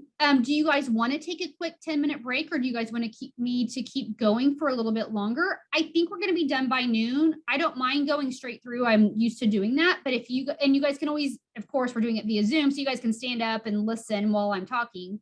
But if you guys want to take a break, say yes. That's what I thought. A lot of people say just keep going. We'll keep going. Perfect. If anybody does, again, so we do need a bathroom break. Okay, let me get through these slides right here, and then we will take a quick bathroom break after this. So let's talk about training and civil rights. So we have training that starts on page 8067 and civil rights that's on page 8073. So we do, as a reminder, you are required to train your staff once a year. You have a designated instructor who you have that every year trains on Cacfp. You have to do it again every year. You have to complete it by September 30th. And a lot of people will come to our August and September trainings, and then you'll relay the information back, and then you've completed your training for the year. You do have to keep sign-in sheets. You need to keep an agenda. You have to talk about what topics you discussed, the document date, and any signatures, again, with your sign-in sheet. These are the topics that are required to be covered. Don't forget to do civil rights. Civil rights, again, we have that available in the OSDE Connect, so you can do that self-paced. So don't forget to do that if you haven't done it yet for this year. That is required for everyone. It really is required for anybody that is even helping with Cacfp. The other topics are not required necessarily for everybody. It can be one-on-one. You can say things to everybody, like you can go over it, but you can also do things if, say, you have an assistant director and they help you with the claim submission, you can go over claim submission with just them. That's fine. But civil rights, we do really want everybody to take civil rights training for Cacfp. Again, you can do it in conference or meeting style. It is, again, you can do it one-on-one. If you're a larger entity, you can do self-paced. That's what our OSDE Connect is. However, it's really mostly those that you can do a pre-test or a post-test. Like with us, we have a little quiz at the end that you have to complete. Okay, so we did add some new stuff to the manual regarding training. It is now required for training for new. If you're brand new, a brand new center coming onto the program, you are required to come to training. We do training every month. I do 5 trainings just for Cacfp every single month. We do the full day training for August, September, and October, but starting back into November, we break it up. So for you guys, I don't really do an adult admin training, but I do have an admin, and we call it admin and purchasing training that we do. And that one's mostly geared for centers. But I do, because this part right now is kind of the admin stuff. But you guys are more than welcome to attend that if you would like to. I do a meal pattern training in the afternoon, and it's usually on the second Tuesday of the month, and I have it geared for everybody. It is geared for daycare centers. It is geared for adult daycare, and it is also geared for our at-risk program. We've had a lot of people start coming to that. So we have that. And again, we also put it in our OSDE Connect. I do a multi-sided training every month. I am still doing that training. The meal pattern is about a 3-hour training. Multi-sided is about an hour, hour and a half. We also do trainings just periodically. We have the grain ounce equivalent going now as well once a month. Every 3 months, I do one on procurement. I do one on the food buying guide. So always constantly look. A lot of it you guys can take. I have an infants training that doesn't apply, but we do offer a lot of training now for really a majority of Cacfp. If you are SD, you are required to go to training as well. And I may be having to do an adult daycare and maybe doing just the admin section. But if you are SD, you're required to go to training, and you must complete training within 60 days. So we have the full day trainings for these 3 months, and then we start splitting it back up in November. So they're smaller little trainings. All centers wanting to renew their application are also required to attend a state agency training. And you guys on here today are meeting that requirement. I talked about the live trainings. To register for that, again, is the training calendar. If you're not signed up for this class, again, because we do not send out certificates. If you are attending one via Zoom or in person, you had to register. And I think all of you guys did. But again, go out there periodically and see what trainings we have available. Because we do a lot of, we have the application training. Again, we have one that's called a Cacfp orientation that just goes over Cacfp. We're probably going to do just a budget one, and we may just put that in OSDE Connect, but we have so many trainings that we have available to you guys. Again, our OSDE Connect, it used to be OK Edge. They changed the name this year. It's our self-paced training. We have a lot of trainings available. The instructions are in the resource library. They're under the training and workshops. There's where we have a list, and I even have one just for adults. So you guys can go out there to see what applies to you that you can take. You will receive a certificate once you complete the training, and you can send that certificate into us because it is self-paced. There's no time frame. You can take as long as you want. You don't even have to take the quiz at the end if you just want to use it as a resource. We had adult training out there from last year. Again, I'll probably put this training out there again this year. And that way, if you have staff, they can go out there and watch the whole thing. I may even try and do a small one for the admin and then have it in OSDE Connect. And then we have the meal pattern training. So lots of options. We also have, if you want additional training with USDA, you can go to Team Nutrition or the Institute of Child Nutrition. They offer items as well. The Institute of Child Nutrition has it's basically USDA they have an agreement with, it's at the University of Mississippi, and they have this Institute of Child Nutrition, and they have a lot of self-paced classes. I think they do some webinars as well, but they have every topic you can imagine. They cover every single thing you can think about with any child nutrition program that we offer. So if you have some other things that you would like information on, it's another good resource. Again, we mentioned that all staff need to have civil rights training. We will be doing our big 1 hour Zoom training on October 1st. So put that in your calendar. You can go out again to the training calendar and sign up for that. We also will have it in the self-paced training, and that will be out in September of 2021. We currently have the 2021 one, but this is for FY 2022. So if you haven't done it for this past year, make sure you get that done, have your staff do it as well. And then we'll have the new one come out in September sometime. And then we'll do the live one in October on October 1st. And just a reminder about the non-discrimination statement, that if you send any items out, you do have to have the non-discrimination statement on there. The only thing that you may have that on is your menu, or even if you post your menu online, you have to have the non-discrimination statement. If you just post your menu in your building, you don't have to put that on there.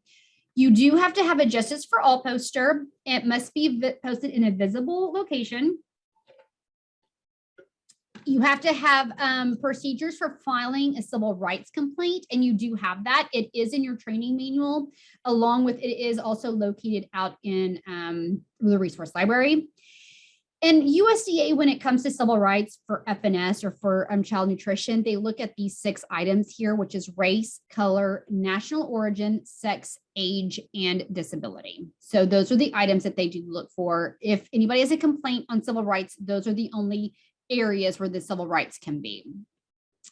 This is an example, or this is the non-discrimination statement. Right here, it's 2 pages. It's very long. I understand that, but this is the non-discrimination statement. And if you are not aware of what the poster looks like, this is the poster. It needs to be 11 by 17, preferably. And again, just in a visible location. Now, something kind of new that we just want to make sure people are aware of is that civil rights reporting can no longer be, again, I apologize for putting child on here, but it can no longer be done by a visual observation. So like even when we come out to do a review, I have to look and visually make an assumption of what I think that their race is. We can no longer do that when we're reporting. It really needs to be done by the household, and they would put that into the application. It's not required for them to put that on the application, but there is a place that says race and ethnicity on the application. They can be multiracial, meaning like they can pick more than one race. Again, it's not required for the parent to fill that out, We're still waiting for more guidance from USDA, but this is just something that they sent us that we can really no longer report based on visual, based on visual observation. So, okay, you guys said keep going. You guys tell me to stop if you guys really need a break. It's no problem at all. Again, if you need a break, you can definitely stop and go take a break at any point in time. I'm going to briefly touch on procurement right now. This is no one's favorite topic at all. I'm just going to, again, briefly talk about it. A lot of you are small entities in general, so I'm going to talk about what most of you are going to be doing. If you're doing something much larger than this, we just had procurement training the beginning of the month on the 12th. We do have it in OSDE Connect that you can go out there. It's a 1-hour training. You can go out to OSDE Connect as well, and you can take it out there if you're interested. Or actually, I'm sorry, it's a 2-hour training. It's 2-hour. But I try to do this one every 3 months or so. So the next one will be like maybe November, December, January timeframe, just depending on everything going on with. So if you need more, we do offer just a special, more in-depth on procurement. It is required that you do have to allow full and open competition for purchasing. All CACFP institutions, you must have a written procedures. You must have a written procurement plan. We have a copy of a prototype that you can use that is in the manual. We also have it. It's always been in the resource library. It was a little bit harder to find. I have it more available now. You can print it off and put your center name on it. There's a couple of places you have to mark something in there, but you can use that prototype. It does follow USDA regulations because it is required that you have a method of your procurement, which I will talk about here in just a moment, of the methods. It has to have code of conduct.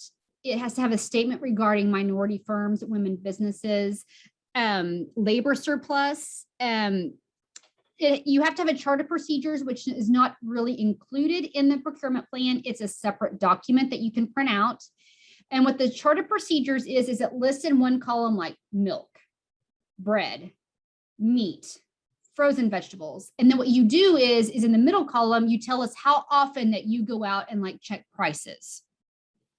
And then the last column is tell us how often you procure it. Like, how often do you do that? Or like, how do you procure it? Do you do micro purchasing or small purchase is what most of you are going to do. So, and even if you use somebody like a vendor to bring your food, a food vendor, you still need to do this.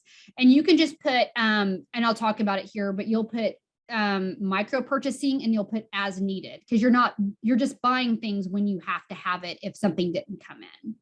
The other thing you have to have is protest procedures. Again, that's a separate document. These are both 1 pages as well.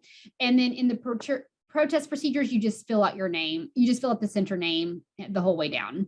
It's in case somebody were to protest a bid, which you guys don't really go out on bid. A lot of you don't, but just in case you do, you have the backup for that. So we're going to talk about the methods of procurement. We're going to talk about micro purchasing and small purchase. And those are the two I'm really going to focus on. And then the other two are our formal, which is invitation for bid, or our RFP. I'm just going to tell you what that is. Now, people get very confused when we do talk about procurement because they see a dollar threshold. They're like, oh, I spend under that, so that's what I do. And that's not the case. You can spend $5 and do any of these methods. But I'm going to tell you what these methods are, and then you have to tell us what method that you do. When we come out to do, it will be also in your chart of procedures. But let me explain to you what micro purchasing is. So what it does state that anything, an aggregate transaction that does not exceed $10,000. And a lot of you are like, that's what I do. Well, I understand you're spending under $10,000 per transaction, but that you may not be doing micro purchasing. What micro purchasing is that you are buying from multiple qualified suppliers. You're spreading the wealth for similar or dissimilar items. You are not getting price quotes. They're not required, but the prices are reasonable. So what does this mean? So if I'm a center and I'm doing micro purchasing, what that means is it means I'm buying food from Walmart. I'm buying food from Crest. I'm buying milk from Highland. I'm buying paper from Staples. I buy my foil and stuff like that from a supplier or maybe Restaurant Depot. I buy supplies from Amazon. You're buying from multiple sources. If you're buying everything from Walmart, that's not micro purchasing. You're not spreading the wealth. You have to buy all your CACFP items from multiple sources. That's spreading the wealth. We have a lot of you that are only buying from Walmart because they do grocery pickup. And that's fine, you can do that. And what small purchasing is overall as a whole, so per vendor, per bid, per contract, per store, you're spending under $250,000. So what does it mean? It means you're checking prices is one thing. So if you can tell me that milk at Brahms is $3.50 and milk at Reese's is $4, you just did small purchasing. You're checking prices. If you're only buying from one person or maybe even just two, you need to at least check prices. You can still buy from just those one or two places, but you have to check prices. You have to say, okay, I'll check prices. This is what they are. You do not even have to go with the lowest price. If you don't go with someone who's the overall lowest price, then you can just tell us why. So when you're kind of like, well, how am I supposed to do this? If you, like I said, just go through research and like take a couple pictures if they'll let you. I know that used to be a big thing if they saw cameras taking pictures of stuff because they thought it was competitors taking pictures of prices and stuff, but you can take pictures of stuff. You can go through a catalog. You can just walk through a store and just notate like, okay. And when you come back and be like, yeah, it was about this, this, and this. And so let's just say Crest, I go to Crest and yeah, overall, the prices at Crest are cheaper. When I went through, yes, prices overall were cheaper at Crest. However, they don't do grocery pickup. And I want to do Walmart because I can do grocery pickup because it saves my time in labor from going to the grocery store, picking it up. You know what I mean? Like it takes like 2 hours to go to the grocery store, go shopping, check out, and come back. So it's okay if you only shop from one place, and it's okay if it's not the cheapest place. You may live in a small town and you have a homeland right there, but Walmart's 50 miles away and it takes gas, time to go 50 miles to get lower priced food versus just picking stuff up at your place. Now, we would say if it's an emergency type thing, like, oh my gosh, we don't have enough hot dog buns, we got to run to the store. That's a micro purchasing. You're just like, we didn't get enough. I got to go to the store and just grab hot dog buns because you need hot dog buns. That's another example of a micro purchasing. So if you are doing small purchase, and you may have a couple of things that you do micro purchasing because they're just kind of emergency items. So I hope that explains better what micro purchasing is and small purchase. I put a slide in here. I want you to have it in your notes to let you know the differences between the two, because people often get very confused. They look at they look at the amount and they think that's what I do, and that's not the case. It is actually how you're procuring it. Do you check prices? Do you not check prices, but you just buy from a lot of people, but the prices are reasonable? The last one is the formal. And again, I'm not really going to talk about a whole lot, but it is if you spend anything per bid, per store, per contract that is over $250,000, you can contact me.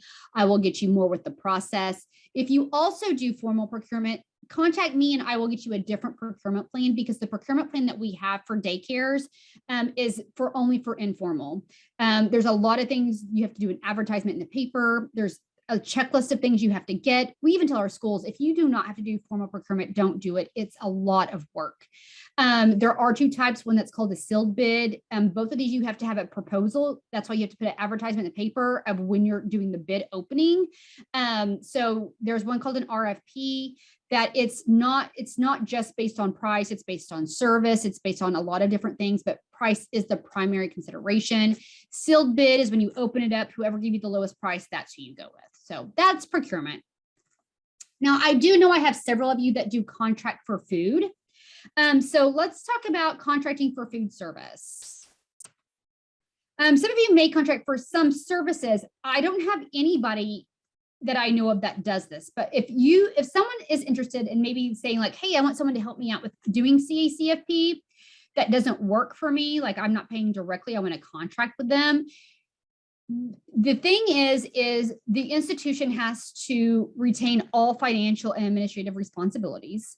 You cannot contract for any critical management functions, but you can contract things out for like accounting services, building maintenance, security, record storage, rentals. And we just want to see your contract. But if you are making a contract and you're using it for, now, if you may have something, and if it's not for CAC approved purposes, you don't have to worry about it. Like maybe you do have equipment rental, but it has nothing to do with CACFP, then we don't need to know. This is only for things for CACFP.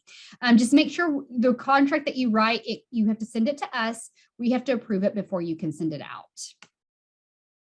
Now, let's talk about contracting for food service. So again, it is required that if you have someone that you have food with, that you are getting food from every day, and I know we have several of you that every day meals are delivered to you, you do have to have a contract every single year.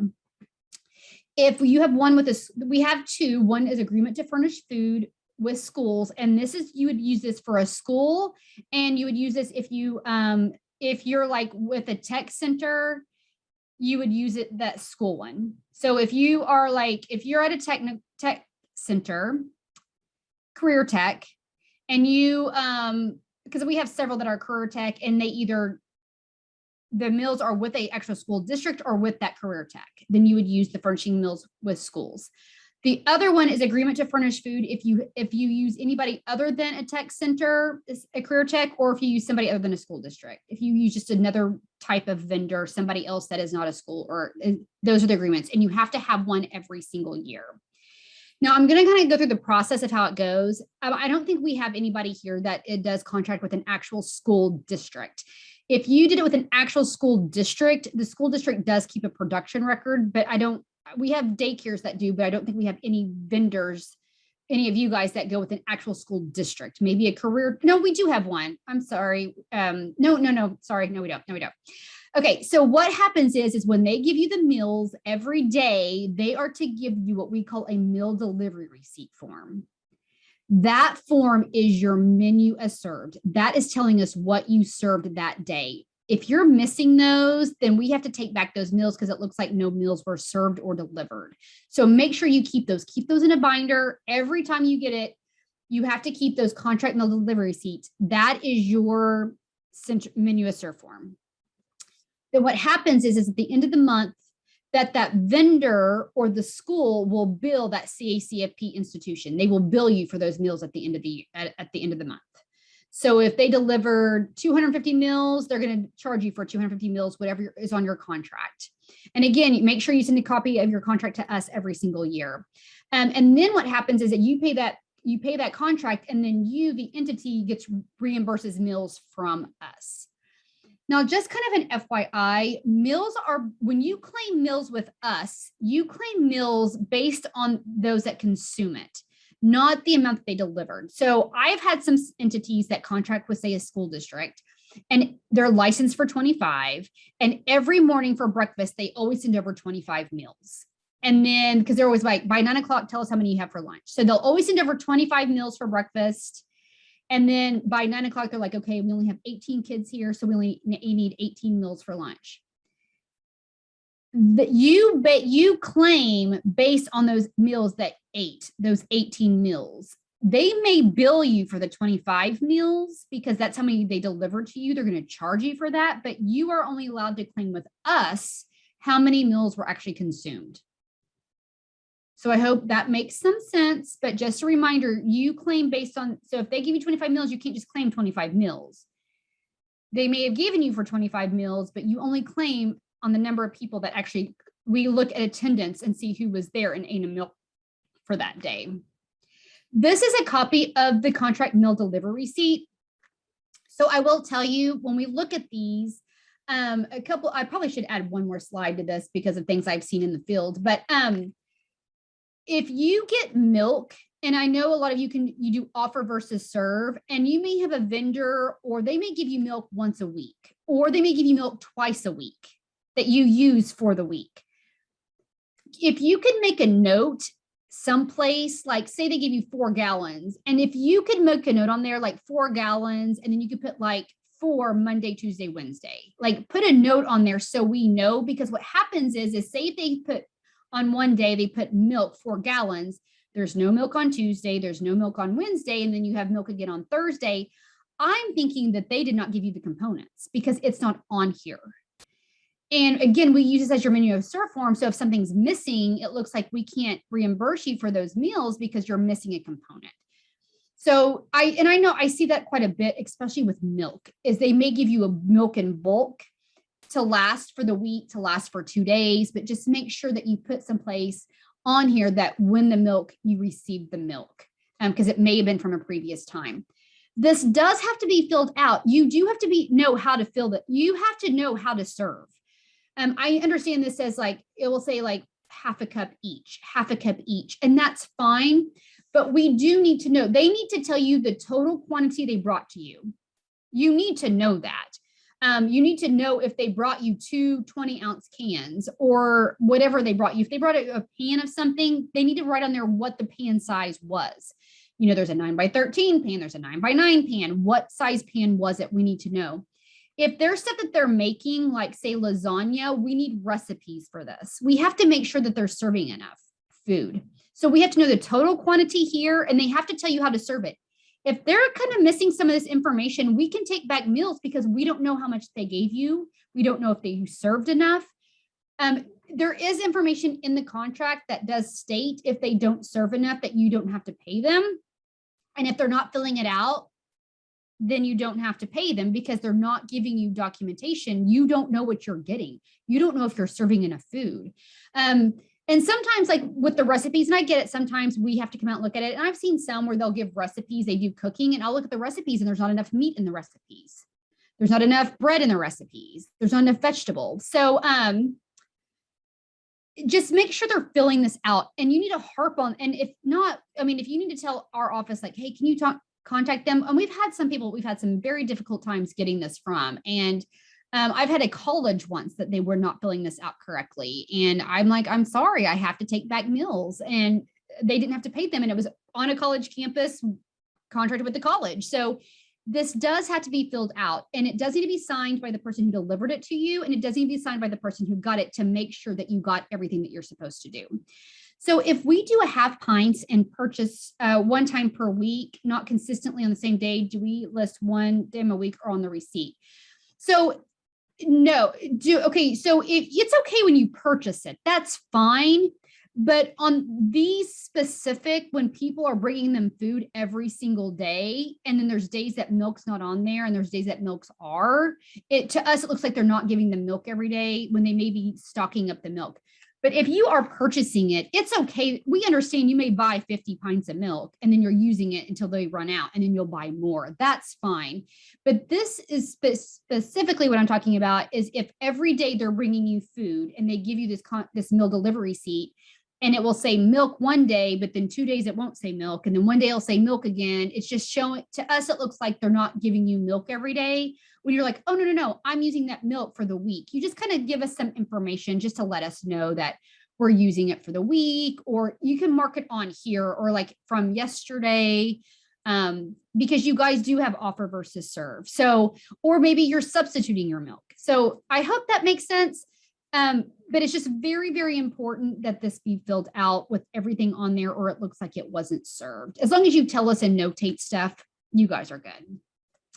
And again, we don't have anybody that deals with the school district, so I'm kind of not going to talk about this. But if you did, just let me know and we can definitely talk. I can talk to you more. Okay. You guys still doing good? Still doing good.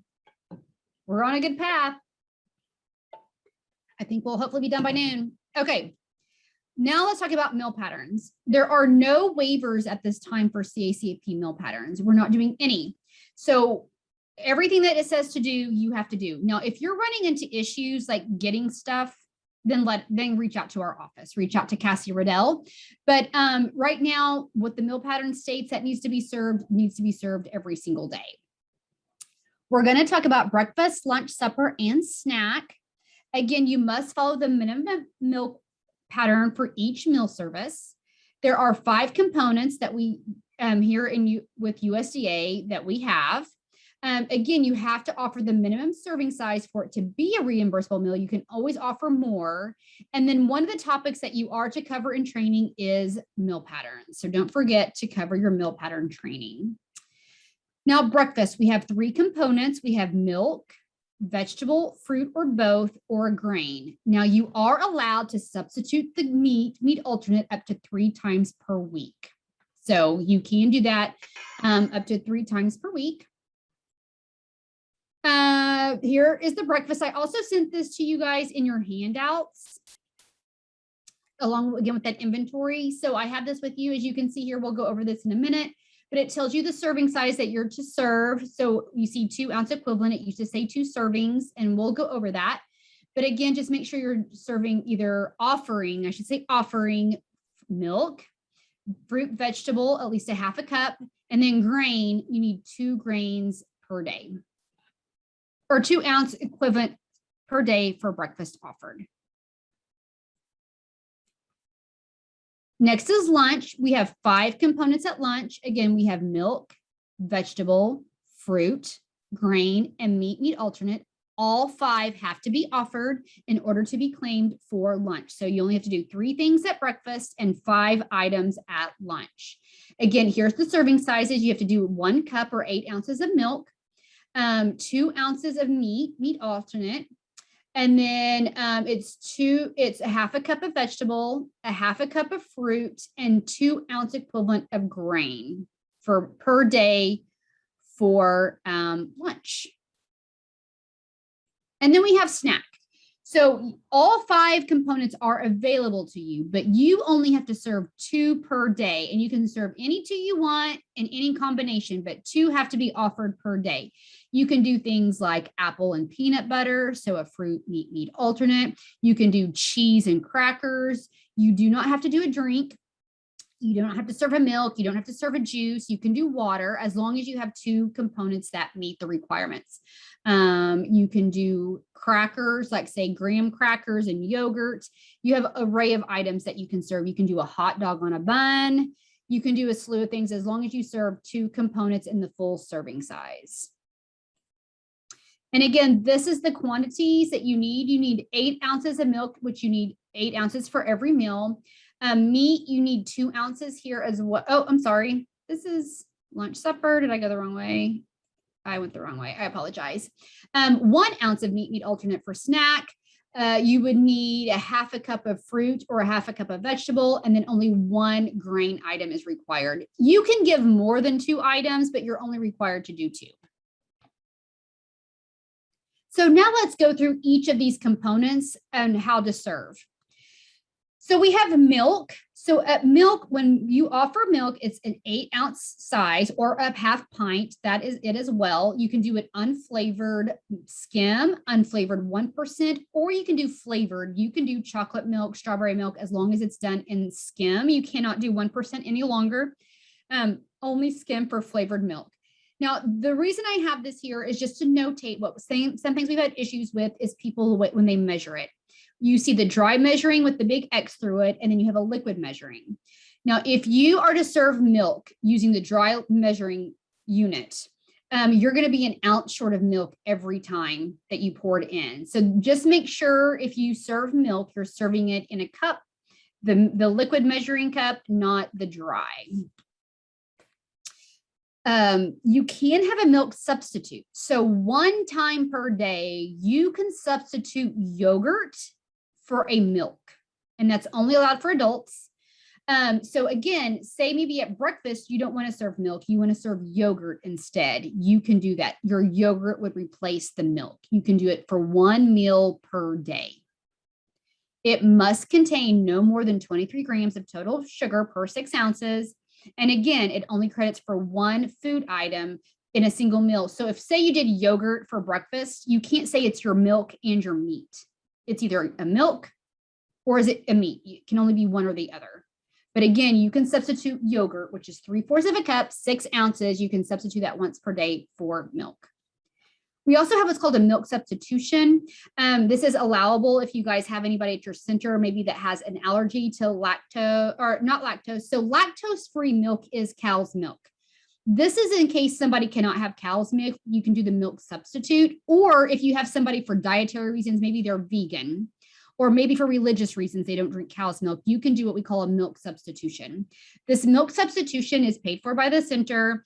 It does have to meet the same exact nutrient requirements as milk. The only ones that we've seen are a soy product. So I've only found 2 that you can really buy that are easily accessible for you to get. You can get some from a vendor, they're more expensive, but the two ones I've seen is 8th Continent, has a number 8 on it. And then I've seen a Walmart brand soy milk. Check the protein first to make sure it has the 8 grams. Like Silk, the last I saw, only has 7 grams. It doesn't have 8 grams of protein, but they still have to meet the other requirements. So if you find something that you think might work, send it to us and we'll take a look at it. You don't need a medical statement for the milk substitute. You just have to have that form by a parent or by a guardian. But the medical statement is not required when a disability requires a non-dairy beverage that is not nutritionally cow's milk. So maybe they're like, no, they can't have soy. They can only have almond milk or coconut milk. Well, there's no milk substitutes that we have found other than soy. So at that point, if they need an almond milk or a coconut milk, then you would get a doctor's note for that. If you get the doctor's note, then you can serve it as part of the reimbursable meal. And again, with medical statements, and I know you guys have the individual care plans and stuff, and I know you're gonna have a lot of dietary restrictions, people with diabetes and other things that you don't want them to have, they can't have. You're gonna have those medical statements on file. So as long as you're doing what the medical statement does, you're fine. You are fine. So now let's talk about grain. So there is something new this year for the ounce equivalent. I did send this to you as a handout. It's the grains chart.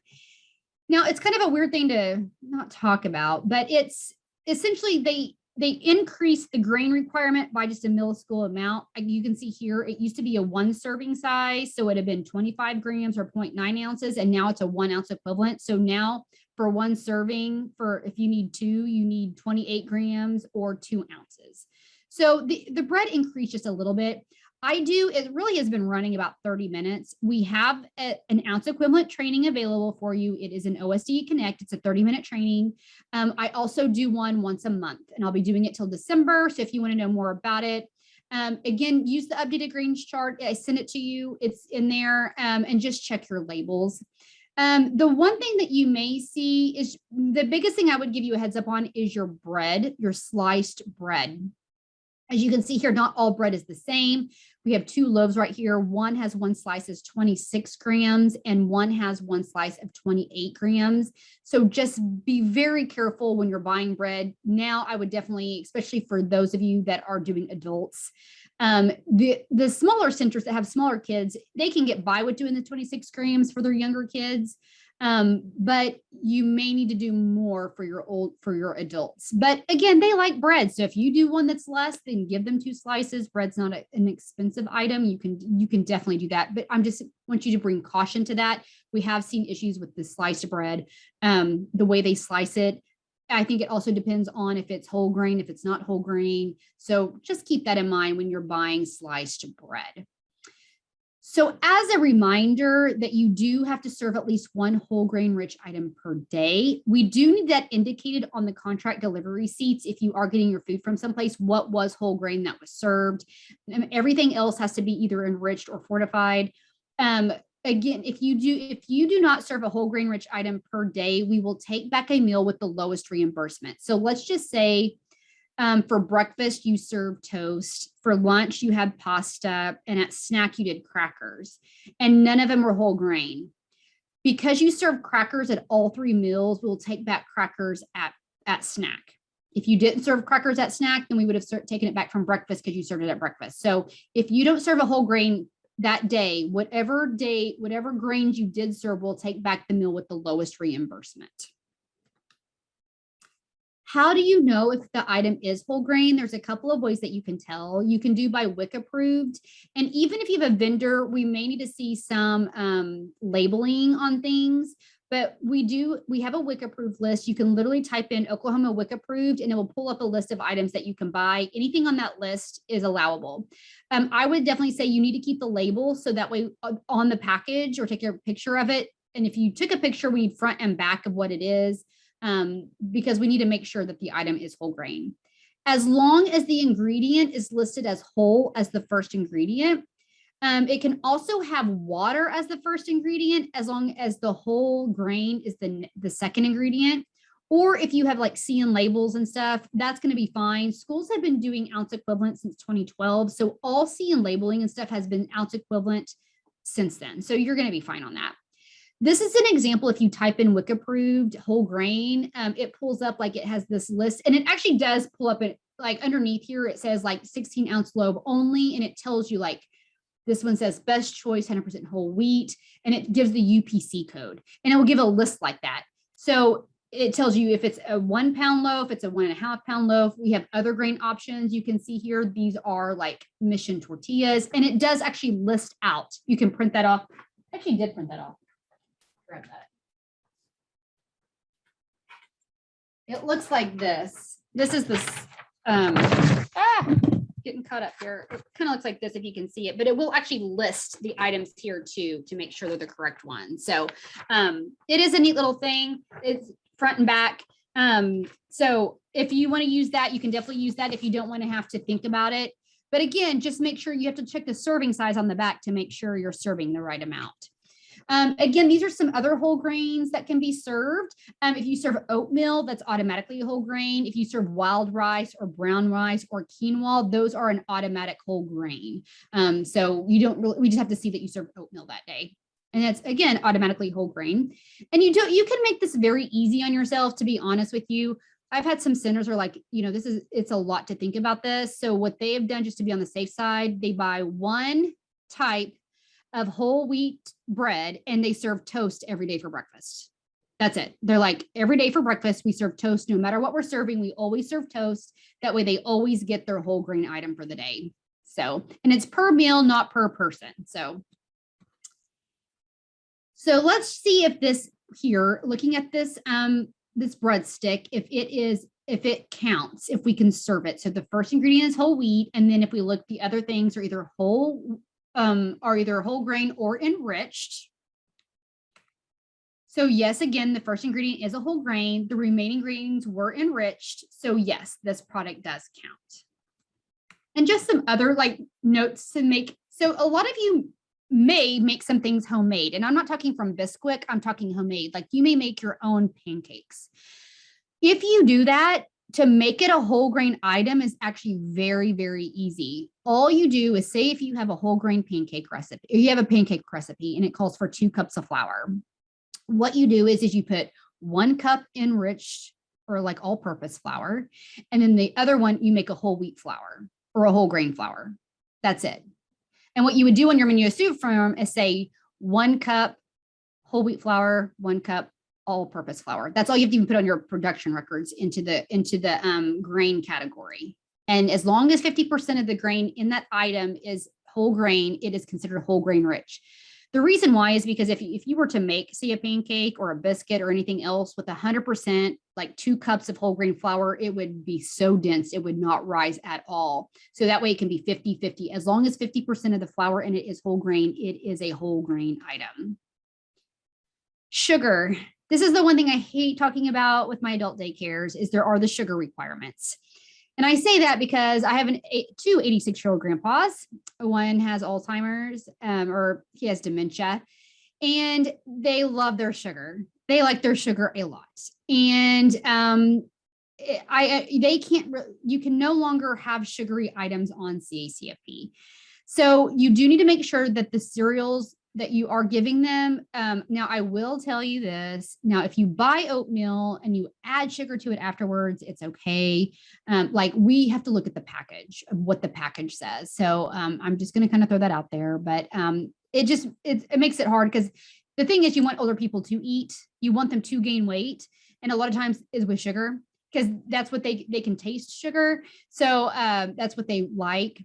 And so I hate this part for the adults, but again, you can't serve any grain-based desserts. You cannot serve cookies. You cannot serve donuts. You cannot serve cereal bars. You cannot serve cupcakes, cake, brownies. That is no longer allowed on the program.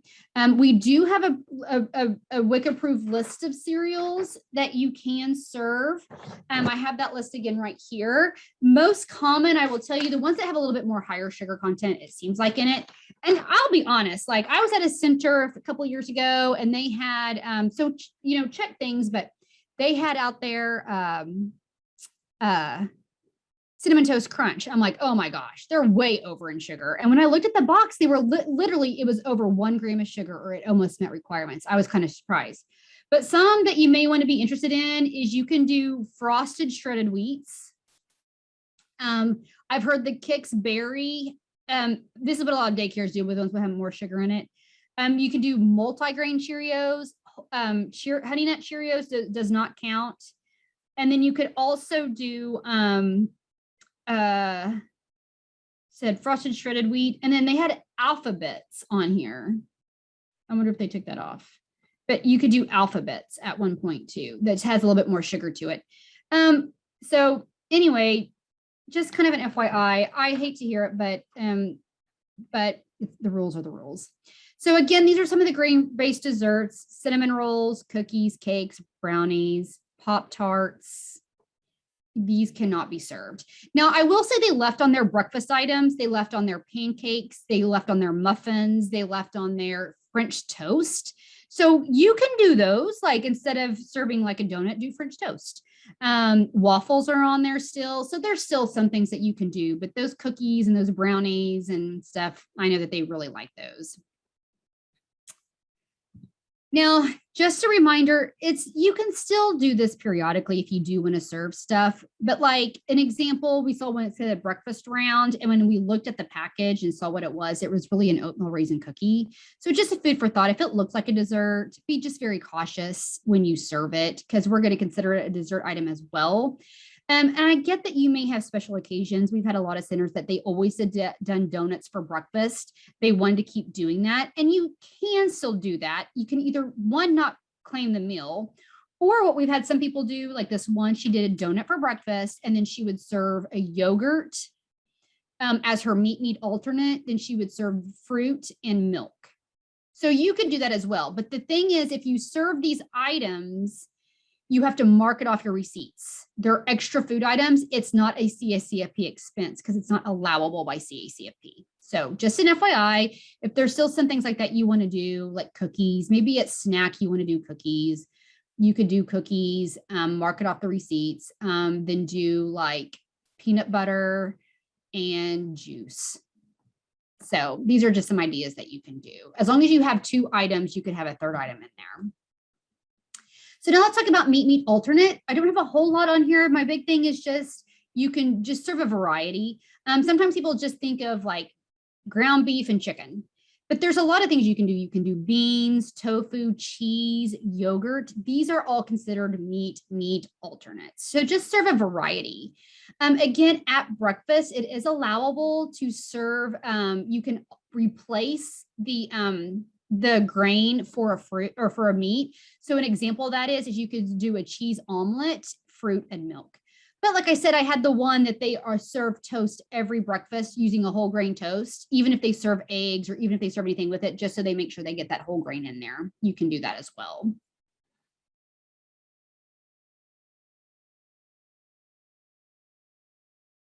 So yogurt. Just a reminder about the yogurt. You have to use commercially prepared. You can't make it homemade. You can use soy yogurt as well. Yogurt may be used as a meat alternate or as a milk substitute for 1 meal per day. And it must contain no more than 23 grams of total sugar per 6 ounces. So, and something else I was going to tell you guys with the slides. So I sent you 2 sets of slides, and we do this on purpose. One set of slides has three slides per page for note taking and stuff.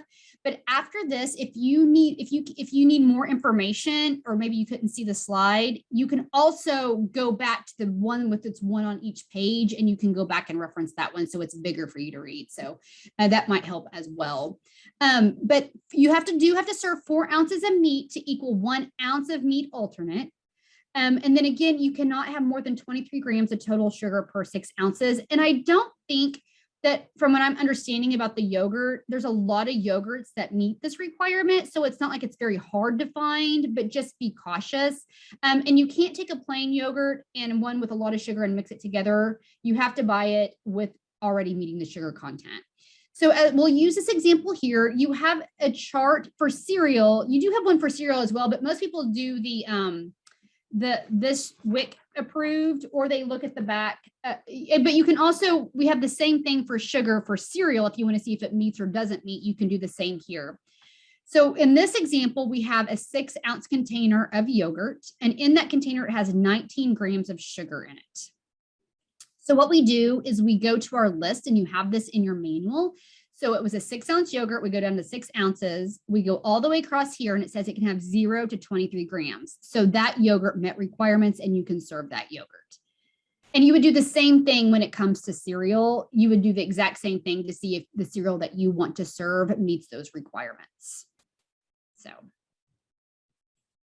next is fruits and vegetables. Again, they are 2 separate components except for at breakfast. At breakfast, you can do a combination or both or one of the other. You can only serve juice 1 time per day. And then a vegetable, you can replace a fruit for a vegetable for lunch or supper. So instead of doing, say, pineapple and green beans, you could do green beans and mashed potatoes. But it has to be 2 separate vegetables. It can't be the same. You can't be like, hey, let's have French fries and mashed potatoes. They're both come from a potato. And you can't do like 2 helpings of mashed potatoes. It has to be 2 separate vegetables.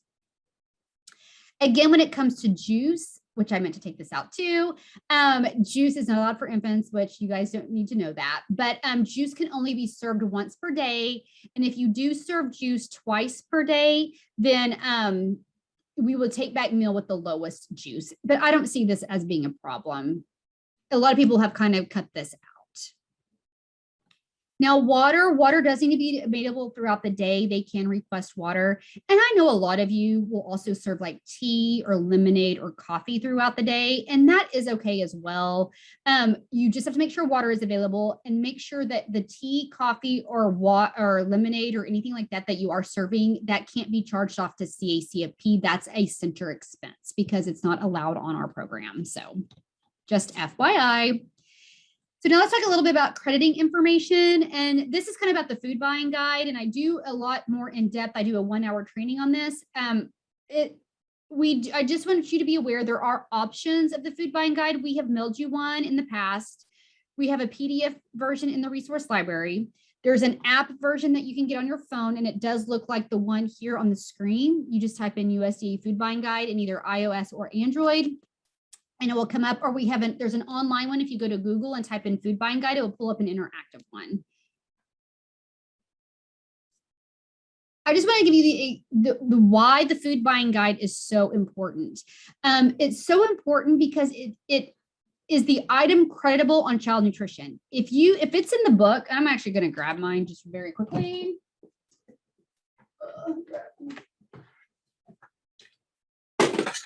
If it is in this book, you can serve it. If it's not in this book, you have to have either a CN label or a product formulation statement, or you cannot serve it. It doesn't meet requirements. So that's kind of what the deal is with the book. It also tells you how many servings you get from a specific quantity of food. And it also tells you what it is from raw to cooked product and how much food you need to buy. Again, like I stated, if it's in this book, you can serve it. If it's not in this book, you need to have a food buying guide, you do have to have a CN label or a product formulation statement. If you don't have either of those, then the item can't be served on Cacfp. It would be reclaimed if it doesn't meet those requirements. The other book I'm going to talk about is this adult credit, or the Cacfp crediting handbook. So it's going to look a little bit familiar to you. We had pages like this in the training manual. We took them out. The reason why is because we are mailing this book to every single person who is on the program. This book, I call it the Cliff Notes version of the food buying guide.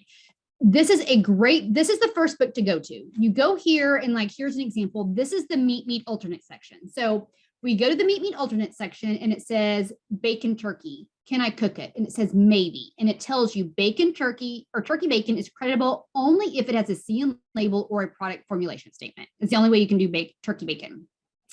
We'll go down to bologna. Can you serve it? Maybe. And again, it tells you what you can do. And then it also tells you where to go in the food buying guide. Now, again, this is broken up into sections. So if I were to go to the milk section in here and look up cheese, it will tell me that I can't serve cheese. The reason it says that is because cheese is not a milk. But if I go to the meat section and find cheese, I will find cheese in there because cheese is considered a milk. So let me kind of quickly go over, I'm just going to kind of briefly discuss how this book works with you. And again, I do an overview. It's a 1-hour training I do every 2 to 3 months. Again, it's out there in OSDE Connect. You can do it self-paced version as well. This book has 7 sections. And again, there's one called Other. And at the top of the Other, it says nothing in here meets meal pattern requirements. And again, we don't have a component, other component. So you can't, it has like butter in there and cream cheese. It will tell you like how to buy it for if you need it for like 200 people, it'll tell you how to buy it, but it won't, you can't use it as a meat alternate.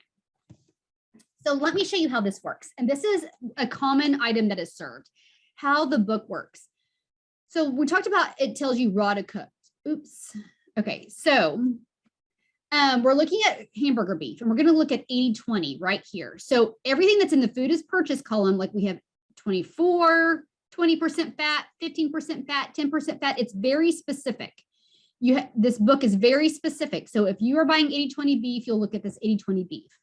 What this book tells me is if I buy it by the pound, if I buy 1 pound of hamburger meat, when I cook it, because it shrinks due to the fat content, I'm going to get 11.8 ounces of 1 ounce cooked lean meat per pound of hamburger meat that I cook. A pound of everything is 16 ounces. But because of the fat content, when you cook meat, it shrinks because of fat. So you can see here with less fat in it, it gives you more meat. Less fat, more meat. What this column here is if say you needed 100 1-ounce servings, it's telling you here that you need to cook 8.5 pounds of hamburger meat, of 80-20 hamburger meat. So let's say as an adult daycare, you have 50 adults. So you need 101 ounces of meat or 52 ounces. And what you would do would just go here to this purchase unit, column 5, and be like, I need to cook 8.5 pounds of meat to meet that requirement. The other one I like to address just to show you is this is the vegetable section. And we have 2. We have a number 10 can here of green beans whole. So we have one at the top that says 1 number 10 can gives you 39.5 1/4 cups. And then this one down here, number 10 can gives you 52.2 1/4 cups. Well, why? This one up here is if you heat the 1/4 cups. The one down here is say you're just doing a cold green bean salad or a 3-bean salad and you want it cold, so it gives you more because when you cook it, it shrinks down. So that's why this is really important. The other thing I like to tell people is everything in the fruit section and everything in the fruit and vegetable section all is in 1/4 cups. Now on the interactive form and the app, there's a place where you can change it to say 1/2 cup on certain items. But in the hard copy, it says 1/4 cup. And I'll explain why that kind of is important a little bit later, or why to know that it kind of correlates with something else. But I just wanted to bring to your attention, this is the food buying guide and this is how you read it. Some other things for crediting is just to let you know, if you were not aware, that 1 cup of raw leafy green, if you serve 1 cup, it equals 1/2 cup. Because let's just say broccoli or spinach, if you took spinach and you microwaved it, it actually would shrink down way more than to 1/2 cup, but they're just saying because it's fluffy that because it's so fluffy, it only equals 1/2 cup if you serve 1 cup. 1 average size banana and 1 average size orange is 1/2 cup. So if you need 1/2 cup for breakfast, you can serve 1 banana. The reason being is because of the peeling and stuff. And then we have another thing for dried fruit. If you serve 1/4 cup of fruit because it's dehydrated, if you were to reconstitute it, it would plump up. So if you serve 1/4 cup of raisins, so at breakfast, if you want to serve, and then maybe give them 1/4 cup of raisins to put on their cereal, that would equal 1/2 cup of fruit. Some other things that people is potato chips and these veggie sticks are not in the food buying guide. You can serve any chip that has flour or cornmeal. That's as a grain. But anything that's starts with a vegetable counts for nothing. It's just an extra.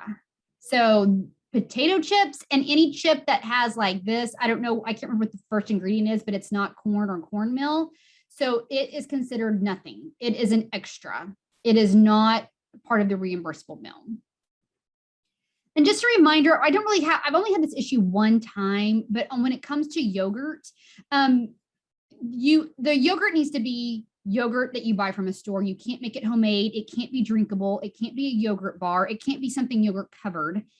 It can't be frozen yogurt. I have gone, and this happened in a daycare. I was at a daycare and they were serving ice cream at snack. And I'm like, what are you doing?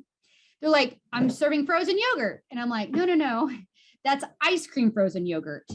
It can only be yogurt that you would see like Yoplait, any of those items. It can't be like a frozen ice cream yogurt. That's not allowable. There's way too much sugar in that. Another thing to be cautious about is with cheese. If it's a cheese product are those that melt really well. So cheese products you can use. So here's the one thing I need to tell people. So we talked about how you have to mark off like donuts off of your receipt if you serve it. If you serve it, those chips, they're not allowable. You have to take it off. Now, cheese product, you can serve it. It can be, you can count it, you can claim it as a Cacfp expense because it's an ingredient. But if you look in the food buying guide, it's not in the food buying guide. So it's an ingredient because it makes it taste better, so they'll eat it better. But this product is not a meat alternate, it's an extra. And another example would be like Velveeta. So if you want to make macaroni and cheese and put Velveeta in it, you would count the noodles as part of your reimbursable meal, and the cheese is just an extra. It's just an ingredient. So you can claim it. You don't have to mark it off your receipts. It's an ingredient to make your food taste better. Where donuts, it's a standalone item. Those chips are a standalone item. Those things have to be marked off the receipt. So I hope that kind of makes some sense. The other thing that we see is with lunch meat. Now, if you're using a vendor, make sure it's CN labeled. If you're going to the store, there's very, if you are the type that shop at a grocery store, for meat, I would stay away from ham, stay away from turkey. I would serve bologna, maybe make chicken salad, tuna salad. You can make your own pimento cheese. But stay away from ham and from turkey. And I'm going to explain why. This has always been in the food buying guide. This has actually never been anything new. We've just kind of been very, very, very lenient on this for 20 years. And last year we're like, we keep talking about this. We cannot keep being lenient. It's been 20 years. When you buy lunch meat, it has to state exactly as read in the food purchasing column. And this is for everything in there. Like if you go out to the food buying guide, there's a fish stick in there. You can serve a fish stick if you can find it. But it states in there that fish stick cannot come from minced meat. So you have to really read what this says. There are probably 3 pages of ham. And in the food as purchased column, look at this. Pork mild cured, fully cooked. Pork mild cured, fully cooked with natural juices, boiled without bone. Juices boiled without bone. Like there's several of them in here. Now I just took this one, this smoked one. Let's take this pork mild cured, fully cooked, chilled or frozen ham with natural juices, smoked without bone. And it even gives you a number, so you can try and find that number as well. Any meat that you go that's already pre-cut and pre-packaged out by like the cheese section, none of those work at all. None of them. Some that might work are going to be back in the deli section. There's no turkey that you can buy that will work. The only turkey that will work is if you buy a full turkey, bake it, and slice it. That's the only way turkey will work as a lunch meat. There's no deli meats in here. Someone sent me this package and said, does this work? And I looked at it and it does say ham with natural juices. But I looked all over the package. It says nothing. I didn't see pork anywhere. I mean, it said pork in the ingredients list. It said nowhere did it say mild cured. So we can't use this because it doesn't say pork mild cured, fully cooked. It can be chilled or frozen.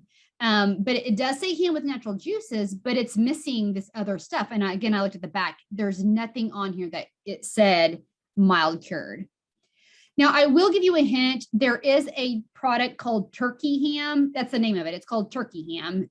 And it is in the food buying guide. And it will tell you if you serve 1.5 ounces of it, it equals 1 ounce of meat. And you can find it sometimes in the deli section, or maybe talk to your guy in the deli and see if you can get it. But it's called turkey ham. Turkey ham. It's turkey and ham put together.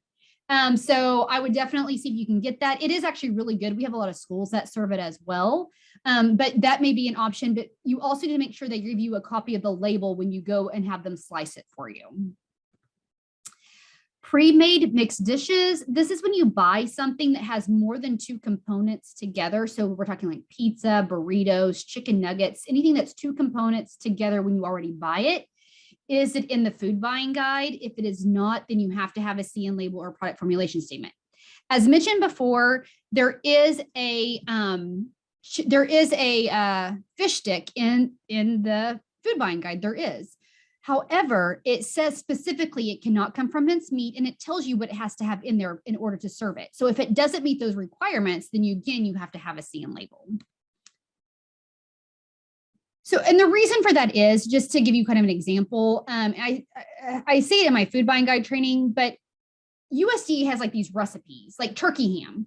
It's a recipe. So they're telling people if you want to label it turkey ham, it has to be 50% turkey from breasts, you know, and then it has roast turkey breast, and then it has to be one of those hams that it just mentioned on there, mixed together, 50% this, 50% this much water can be added.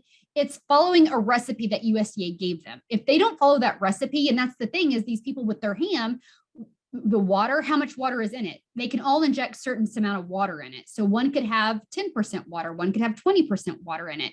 That's why there's not a standard. That's why it has to read what's on the label. If it says it on the label and it's in the food buying guide, then it has a standard of identity. They followed the USDA recipe to be able to call it that on the label. If they don't follow that recipe, they can't call it that on the label. So that's kind of how it works. So let's talk about CN labels and product formulation statements. If you have somebody as well, a vendor that is serving chicken nuggets and stuff to you, you need a copy of this. You need it for the review. But like, this is an example. It has CN around it. It's on the package. If it's not, and I'll tell you right now, CN label products are very hard to find. The only way that you can really get them is if you have a vendor, or if you use if you have a contract with somebody with food. But like, it tells you what to serve. So it tells me that if I serve 5 chicken nuggets, it says 5 nuggets, which are 0.69 ounces each. It's whole grain breaded chicken breast, chunk shaped patties, and it tells what's in it. But it says 5 chicken nuggets will give you 2 ounces of equivalent meat alternate, and 1 ounce equivalent grain for child nutrition. That's why it's important, is because if you serve this, how much meat is in it? How much bread is in it? There's 2 components together. How do you know? You only know that by the label. And it's always going to be on the box, always going to be on the box. If you see one, it's not on the box, then it doesn't have it. Tyson chicken nugget probably has 1,000 chicken nuggets. 50% of them are CN labeled, 50% of them are not. And you can have 2 packages that look the exact same. They're packaged the same, but one may have a CN label, one may not. If it doesn't have a CN label, it means it didn't match the recipe than the one that did, that got approved by USDA. This is another example of a CN label. Just to make sure, here in this corner, there's a number, that this is the number that you put on your menu as serve forms. The reason we're kind of calling this out is because we need this number here. This number up here is a product number. This is the number you give your vendor to order it for you. This is the number that we need, because you cut this out if you can. You cut it out and save it, and then we try to find the same one that you served. So again, we can take the original, and that's what we suggest. If you use, say, a box of chicken nuggets every time you serve it, cut it out and just staple it to your menu as serve form, or you can just keep it in another place, like in a box. We have people that keep a box. I would suggest on all labels, you keep them for a year. And I would say back in October, when October 1st starts, to re-get all of your new labels. That's my suggestion for you. You can take a photocopy of it. You can take a photograph of it, but it must be eligible and must be visible and eligible. Sorry, I'm trying to say my words. As you can see here, this one's not very clear. I don't know. I would probably request another one because this one right here is kind of harder to read. But this other one was very clear. I could read it. I could see what the number is right here. So as long as we can see it fine, you may just need to take a couple more pictures if you take a picture or if you take a photo of it. Another one is if you use a vendor and say you knew it was on the box, you saw it, but they threw the box away before you could cut it out, you can call your vendor. So that's like Tankersley, Cisco, US Foods. And if those that are getting vendor meals in, they may send you this as well. This says on here, sample copy, not for document federal meal program. So this is what we call watermarked. And this a lot of times is X'd out. What this means is this does not come from the box. And in order for us to accept this, we have to see the invoice. So what we've had problems with is we've had people that got their food from a vendor and they use this product and then they sent me this see and label. I'm like, I need to see your invoice. And they're like, I'm not sending you my invoice. That's not your business. And I'm like, well, I cannot use this for the review. The only way I can use it is if I have the invoice to show me this is the exact product that they used. So just kind of an FYI on that. Product formulation statement. I don't go too much about this. A product formulation statement comes from the manufacturer. I kind of say steer clear from these. I don't see very many that are very good. I've seen some from big companies, Kellogg's, General Mills, Tyson, a lot of people, and 50% of them will be good, 50% will be bad. I can get two from the same person and one will be a valid one and one will not be. It is an option, but I would just say the see and label, the USDA is telling you they approved it, and that is a USDA seal of approval. Product formulation statement is the company just saying, hey, this is what we're saying is in here, and you are the one to approve it. And if we find it doesn't work, it's not a valid one, then we'll be like, I'm sorry, it's not valid. We can't accept this. And so then those items we would probably take back meals for. So my thing is, if you try this, then you definitely need to reach out to us and have us look at it first. Homemade alternatives. People sometimes they get so hung up on doing like buying chicken nuggets and stuff like that. But I'm like, you can home make these items. And all you need is a recipe for that, because you can tell us how much meat is in it. You can tell us how much bread is in it. You can do pigs in a blanket. Take hot dogs and roll them in a crescent roll them in a biscuit. You can make your own bean burritos. I've had this happen to me. I had a lady doing bean burritos, no see and label, and I wrote her up for it. I had to take back meals, and she goes, kids love them though. I go, well, make your own. She goes, well, how am I supposed to do that? I'm like, get tortilla, put refried beans in it and put cheese in it and bake it. And actually the next time I went out there, after I told her how to do that, just to do that. So the next time I went out there, they were actually having it that day. And I asked how it was going. And she said, well, now the kids love it so much. She's even she's cooking her own beans and mashing them. She's like, it's way cheaper and the kids eat it way better. You can make your own chicken nuggets. You can take chicken tenders and you can either use shake and bake, use a coating. You can make your own coating. And that way you can tell us how much chicken you use. We probably wouldn't know much about the breading, but you could tell us how much chicken you use and you'd still be able to serve it without a CN label. And people like it a lot better. It tastes better. You can make your own pizza. You can buy the pre-made pizza dough. You can use biscuit dough. You can use bagels. I've had I had once dinner, the kids liked hamburger bun as the crust. You can also make pizza sticks. Buy breadsticks, either cooked or non-cooked, put cheese on it, melt it, and serve it with marinara sauce. And that's also a great snack idea as well. So you can make your own items. Everybody gets so hung up on pre-making things when you can easily make your own see and label type products, but you can tell us how much is in there, so you don't need a see and label. And I promise you, they will like it a lot better than the processed meals. And speaking of, there's also recipes that you can get from USDA. There's some really good ones out there. There's one that they would really like. It's a corn and black bean salsa recipe. I think your participants would really like it. It's kind of sweet. I've had some schools serve it. It's a hit or miss. Either kids love it.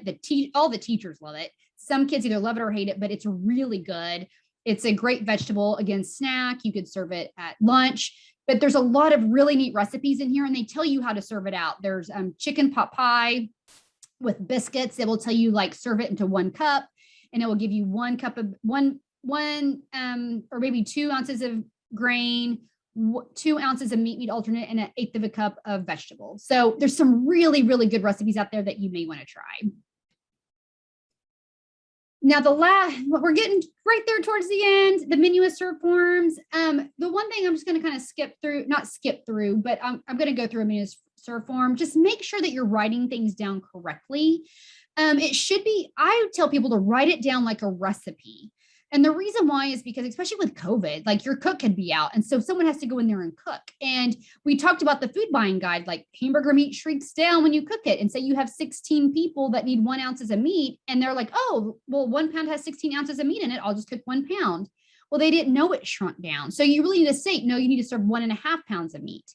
So they are like, oh, okay. Because we've had some people that were like 1 ounces of meat. No, just tell us you served 1.5 pound of hamburger meat and we'll do the math. That's okay. But we do always have to have quantity. You have to tell us we need quantity and we need weights. So do write, like, say this is slices of bread. You can write 63 1-ounce slices, you can write 63 ounces, or you can write 4 pounds. And don't just write 63 slices of bread. We already saw that we have 2 types of bread that weigh differently. How much did it weigh? You can do this case, they did 35 egg rolls and then they gave us the CN number. Don't just put 35 items. We need to know the CN, we have to know the CN number, because if not, you may have, like chicken nuggets, you may have had one, they didn't like it, you tried a different one, they did like that one, but then the vendor couldn't get it anymore. So you have 3 CN numbers, and I need to know which one I need to look at for that day that you served. Another one that we sometimes see is, say you can write down that you served 10 bananas. And because we know that an average banana is 1/2 cup. You technically can also write down that you had 7 pounds of bananas. But what we have seen in the past is we've had people that write down, I served 7 pounds of bananas, but they didn't have a scale. So I'm like, how did you know that it was 7 pounds? And they're like, and they didn't have a receipt that showed that they had 7 pounds. They're like, oh, I just thought it was 7 pounds. I'm like, if you don't know, if you don't have a scale to weigh it on, then you need to write it down in a different format, but does still let us know how much you served. Another thing that you can do is you can say you served 1.5 boxes, 16-ounce boxes of wheat thins, or you can just say that you served 24 ounces of wheat thins. Don't put either 233 crackers or don't put 1 box. I need to put that down here too. Don't put 1 box of wheat thins. Was it a 16-ounce box? Was it a 32-ounce box? What size was the box?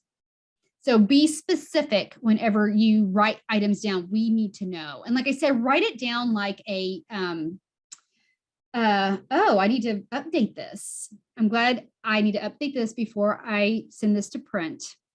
I'm glad I noticed this. Okay. Because I was going to send this down to print tomorrow. I did not put, oh wait, no, I did. I apologize. I did. I'm so used to looking at a different one that I got confused with the numbers. I apologize. Okay, I did it right. So here you can see that they had 24 participants. They served corn flakes. We do need to know what cereal you served. Don't just put cereal, or you can put cereal here as long as you tell us here what kind, because remember, if you look on the grains chart, it tells you there's a different serving size for if it's flakes, there's a different serving size if it's granola, and there's a different serving size if it's puffed. So make sure that you tell us what kind it is. So here they served 1 32-ounce box of corn flakes, and they served 24 1-ounce slices of bread. And they did serve 7 pounds of bananas. So they told us that because they had a scale, and they served 1 gallon of milk. Then as you can see here, they served 5 pounds of 80/20, they served 2.5 pounds of noodles, and then they served 24 1-ounce breadsticks. And then they told us here with green beans, they did 2 number 10 cans of green beans, and then spaghetti sauce, they did 1 number 10 can. So again, just write it like a recipe, because if someone's not there, they could be like, oh, we're having spaghetti again today. What do I need to cook? All I do is like, oh, today we have 20 people here. So if they had 24 and we have 20, I can serve 5. They'll be safe by serving this amount. They know how much to open up. So, and here they told us what one is whole grain, and we would just want to see the label to see which one it was to make sure that it was a whole grain. So do you guys have any questions about the menu as served form? If you have a software, we have some people that purchase a software and then you put how many you have in participants in, and I really don't see it in adult day. I see it with more family daycare home, but you put in how many participants you have, and then it will tell you how much to serve. It tells you how much to serve. It calculates the servings for you, but you still have to handwrite how much you actually served. Because an example is it may tell you need 1.845 number 10 cans of peaches. Well, did you serve 1.845 number 10 cans of peaches, or did you serve 2 number 10 cans of peaches? So just be specific. Again, with any of in all of our forms, a lot of you may have some forms that are different than ours, and that's okay, but just contact your consultant and make sure that the form is okay. We've had some people in the past, like we have a lot of people that have forms better than our forms, but there are certain things that we have on our forms for certain reasons. So if you are using something different than what we are giving, that what we show, like say your attendance record is different, that's okay. But just say, hey, do you mind if I use this as my attendance record to your consultant? And half the time they're going to say yes. We've just had some instances where people were using a form that wasn't approved and it did not have the information we needed on it. And because it wasn't approved, we had to take back meals, and it could have all been avoided if they would have just asked if they could use the form, and we would have told them no and tell them why. So we do have another form. It's called a calculating servings form. And this is also in the interactive forms. It's actually in adult. But what you do is if you don't know how much to serve that day, you tell us how many adults that you have that in care. And so right here for breakfast, they have 7. So they put 7 adults, and it says they need 7 times 8 fluid ounces. So they said that they need 56 fluid ounces. Well, what we do know is that there are 128 ounces of milk in 1 gallon. So if you take the 56 and what did I do here? You need a half a gallon. I need to rewrite how I said this, but we do know that if you take the 128 divided by 2, you get 64 ounces. So we know here that you would need a half gallon of milk. Oops. And then here, sorry, I'm pushing buttons that it's not liking. Here on the fruit, it says, so I talked to you about in the food buying guide, how everything in the fruit and vegetable section is in 1/4 cups, and it's because of this right here. So if we put 7 times 2 1/4 cups, it's telling us that we need 14 1/4 cups. Then what you could do, like that green bean example, you could go back and be like, okay, how many number 10 cans do I need if I need 14 1/4 cups? Because everything in the fruit and everything in the vegetable section are by 1/4 cups. So it makes it easier for that. And then here it tells them that they need, so for this breakfast, they're choosing to say, let's do eggs, that they need 14 ounces of eggs. And then they needed 14 ounce equivalents of a grain. So if you had a pound of bread, you could do a loaf of bread, a pound loaf, because 16 ounces in a pound and you needed 14. So you could do 1 pound. So that is available for you as well. I keep on talking about labels, but make sure you do. These are the labels that you need to keep. And I'd keep them for about a year. You need CN labels or product formulation statements. You need your whole grains. Any item that you're serving that's a whole grain, we need a copy of that label. If you serve a lunch meat that's based on the food buying guide, we need that label. And you need to show us what you use in the food buying guide to determine it. Breakfast cereal or yogurt. And like I've always said, so I told you about contacting your consultant, and you can again contact us here as well. But that phone number in the manual for your consultant is a cell phone. I have people all the time. I'd be like, take a picture of the front, tell me what the product is, take a picture of the back of the nutrition facts label and send it to me, and I'll tell you if you can serve it or not. So if you have some stuff like that you want to serve and you're not sure you can, take a picture of it, send a text to your consultant, and they'll be able to tell you. So we talked about some items that you may get money taken back for. One is for not serving a whole grain if you don't serve it 1 per day. If you serve juice more than once per day. If you serve a lunch meat that doesn't meet requirements. If you serve a grain-based dessert. If you serve an item not found in the food buying guide, and that item also does not have a CN label or a product formulation statement. If you don't serve enough food. If you are missing quantities or components, or if you do not have a meal delivery receipt. So that meal delivery receipt, that's your menu as served form. So we're almost done. I'm going to quickly go over offer versus serve. This is available to you. So we do understand with offer versus serve. So I'll explain to you what it means. What offer versus serve is because they're adults, they're allowing them to pick and choose food that they may or may not want on their plate. I know how it gets when people get older, or if they have a disability. I had my aunt had the mentality of a 5-year-old. So I've seen the bursts, I've seen the reactions, I've seen the man who's like, don't put those green beans. I've never had a vegetable a day in my life.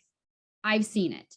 You're going to run into that. And so what USDA allows, they allow this in school districts, and they allow this for adults only. You can use it at breakfast and at lunch, but you cannot do it at snack. They have to have 2 items at snack. What it is, if you do offer versus serve, you have to offer 4 items. And like you could see that last one, let's just say when we did the calculating servings form, they did a meat, they did a fruit, they did a grain, and they did a milk. You have to do either a milk or the yogurt if you substitute it. You have to do a fruit and or vegetable, and you have to do a grain.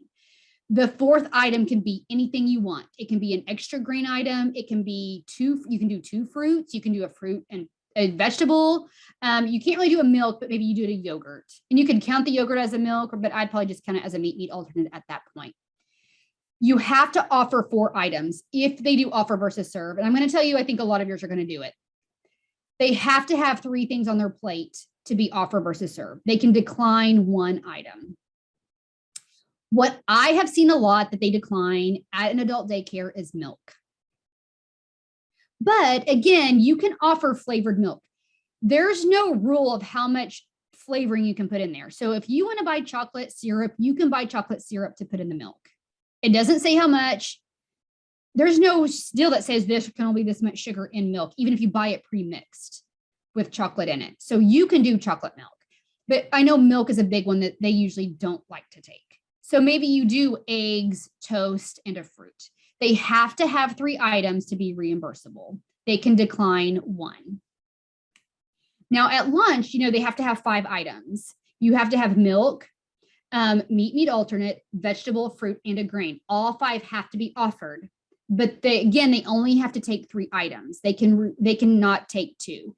So for your person that says, don't put a fruit, I haven't had a vegetable on my plate since, in 50 years, you don't have to put a vegetable on their plate. And maybe they don't want the milk, but they do take the meat, they take the grain, and they take the fruit. They have to have 3 items. They can choose.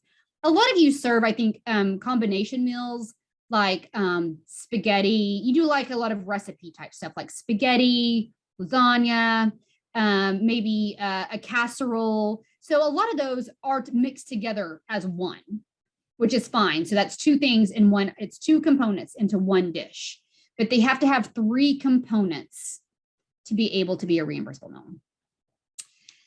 Now, the very last section I have, and it's not going to affect very many of you, but it's going to be sponsors and multi-sited. I'm going to just briefly talk about highlights. I have a training on this that's about an hour, hour and a half. Cassie did it for me the last time I was sick last week. So she did it for me last week, and this is new for 2022. We will send you a separate section. And in this section, it has S pages, like we have AD for adult day, and then we have S pages. But just some things to remember is that if you have multiple sites, you're required to monitor each site 3 times per year. There are 2 ways that you can do it. The most common way is doing 2 unannounced and 1 announced. You do have to have that expenditure worksheet. You have to have 1 per site, which I talked about that earlier. When we talked about labor charges, when it comes to administrative labor, you're only allowed to charge off 15% of administrative labor of your total reimbursement. So, and I can explain that more. And Cassie, I explained that in the multi-sided training. And also, if you're multi-sided,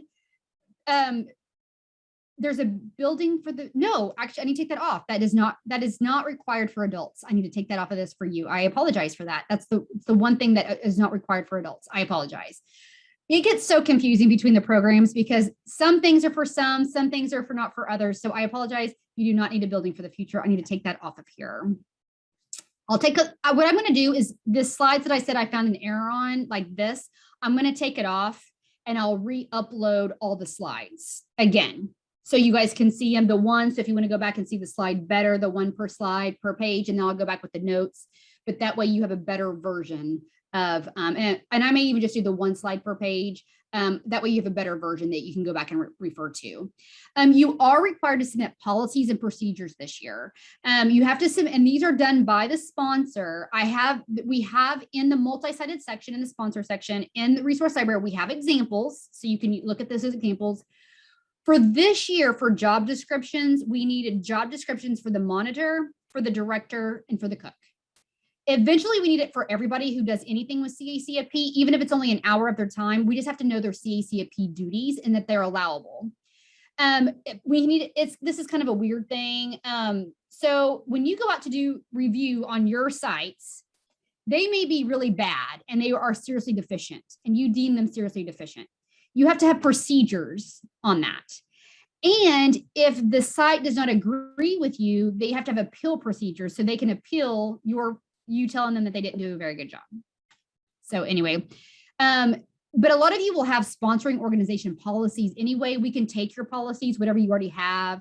And if you have any site policies, like we'll need the site policies per site. It may be like they have to send us their documentation by the 10th of the month. You know what I mean? It's just your policies for your sites regarding Cacfp. These do not have to be sent in every year, only if there's updates or changes. But we have never required it in the past, and it is something that we were supposed to be requiring.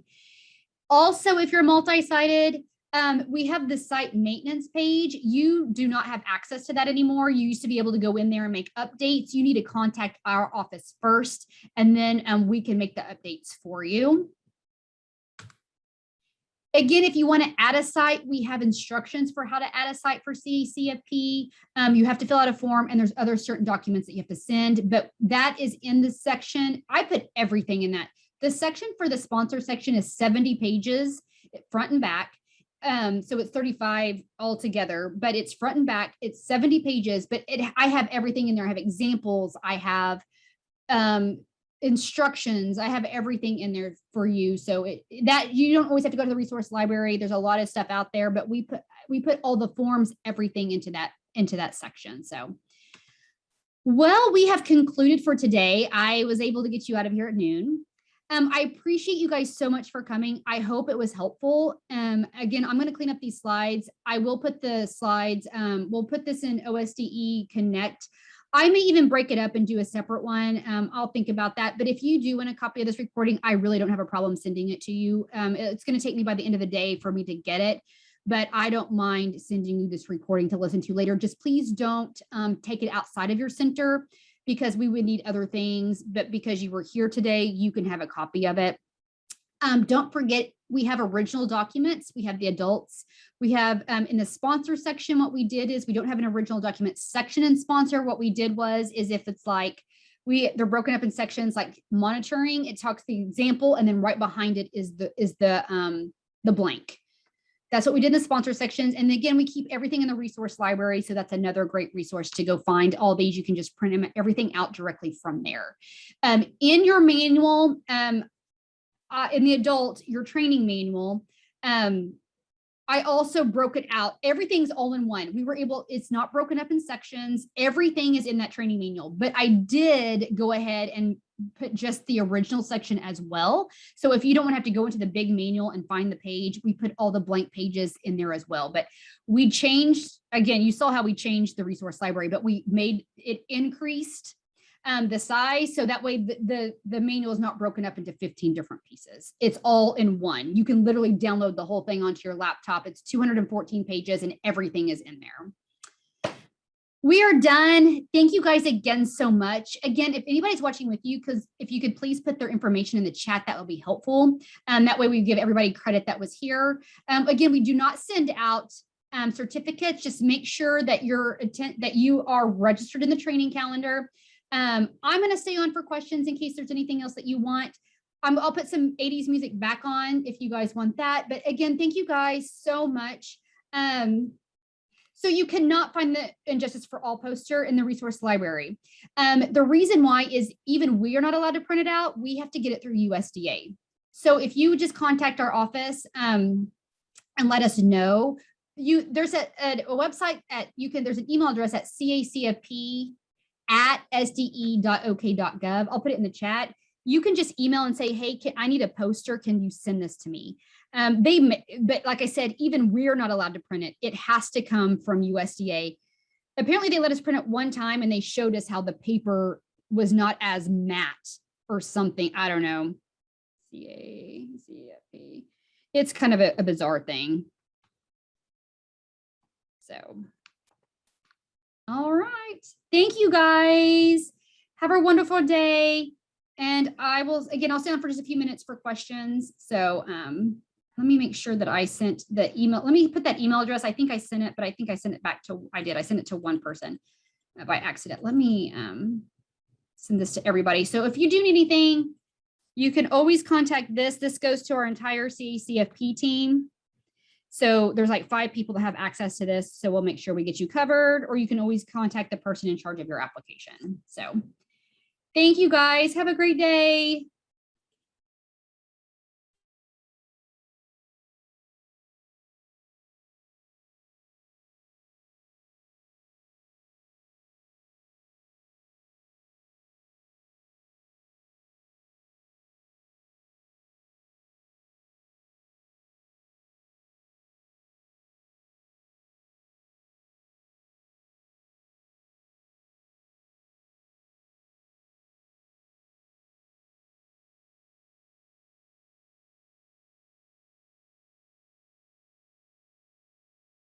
I just put something in the chat, but for those, if you said you may have enrolled the wrong person, go back out to the training calendar, to today's training. The training will be out there till 9 o'clock tonight. Go back out there. If you see that the wrong name is on there, you can just add another person's name on there. It doesn't allow you to delete it. We have to do it on our end, but you just go ahead and add their name, because if the person's name that we see was not there, we're not going to say anything or do anything with it. So just, if that person's not there, just go ahead, go in there and register them. You can easily do that. So that is a very good question. I have a good question about beans. So beans are both. Beans can be a meat alternate, or they can be a vegetable. You get to choose. They just cannot be the same thing in the same meal. So you can't have like refried beans and be like, okay, this is my meat and my vegetable for the day. It is both. Beans are both. Beans are both, and then yogurt is the only other thing that is both. That it can be a milk or a meat alternate. All right, so that is it. I hope that answers your question.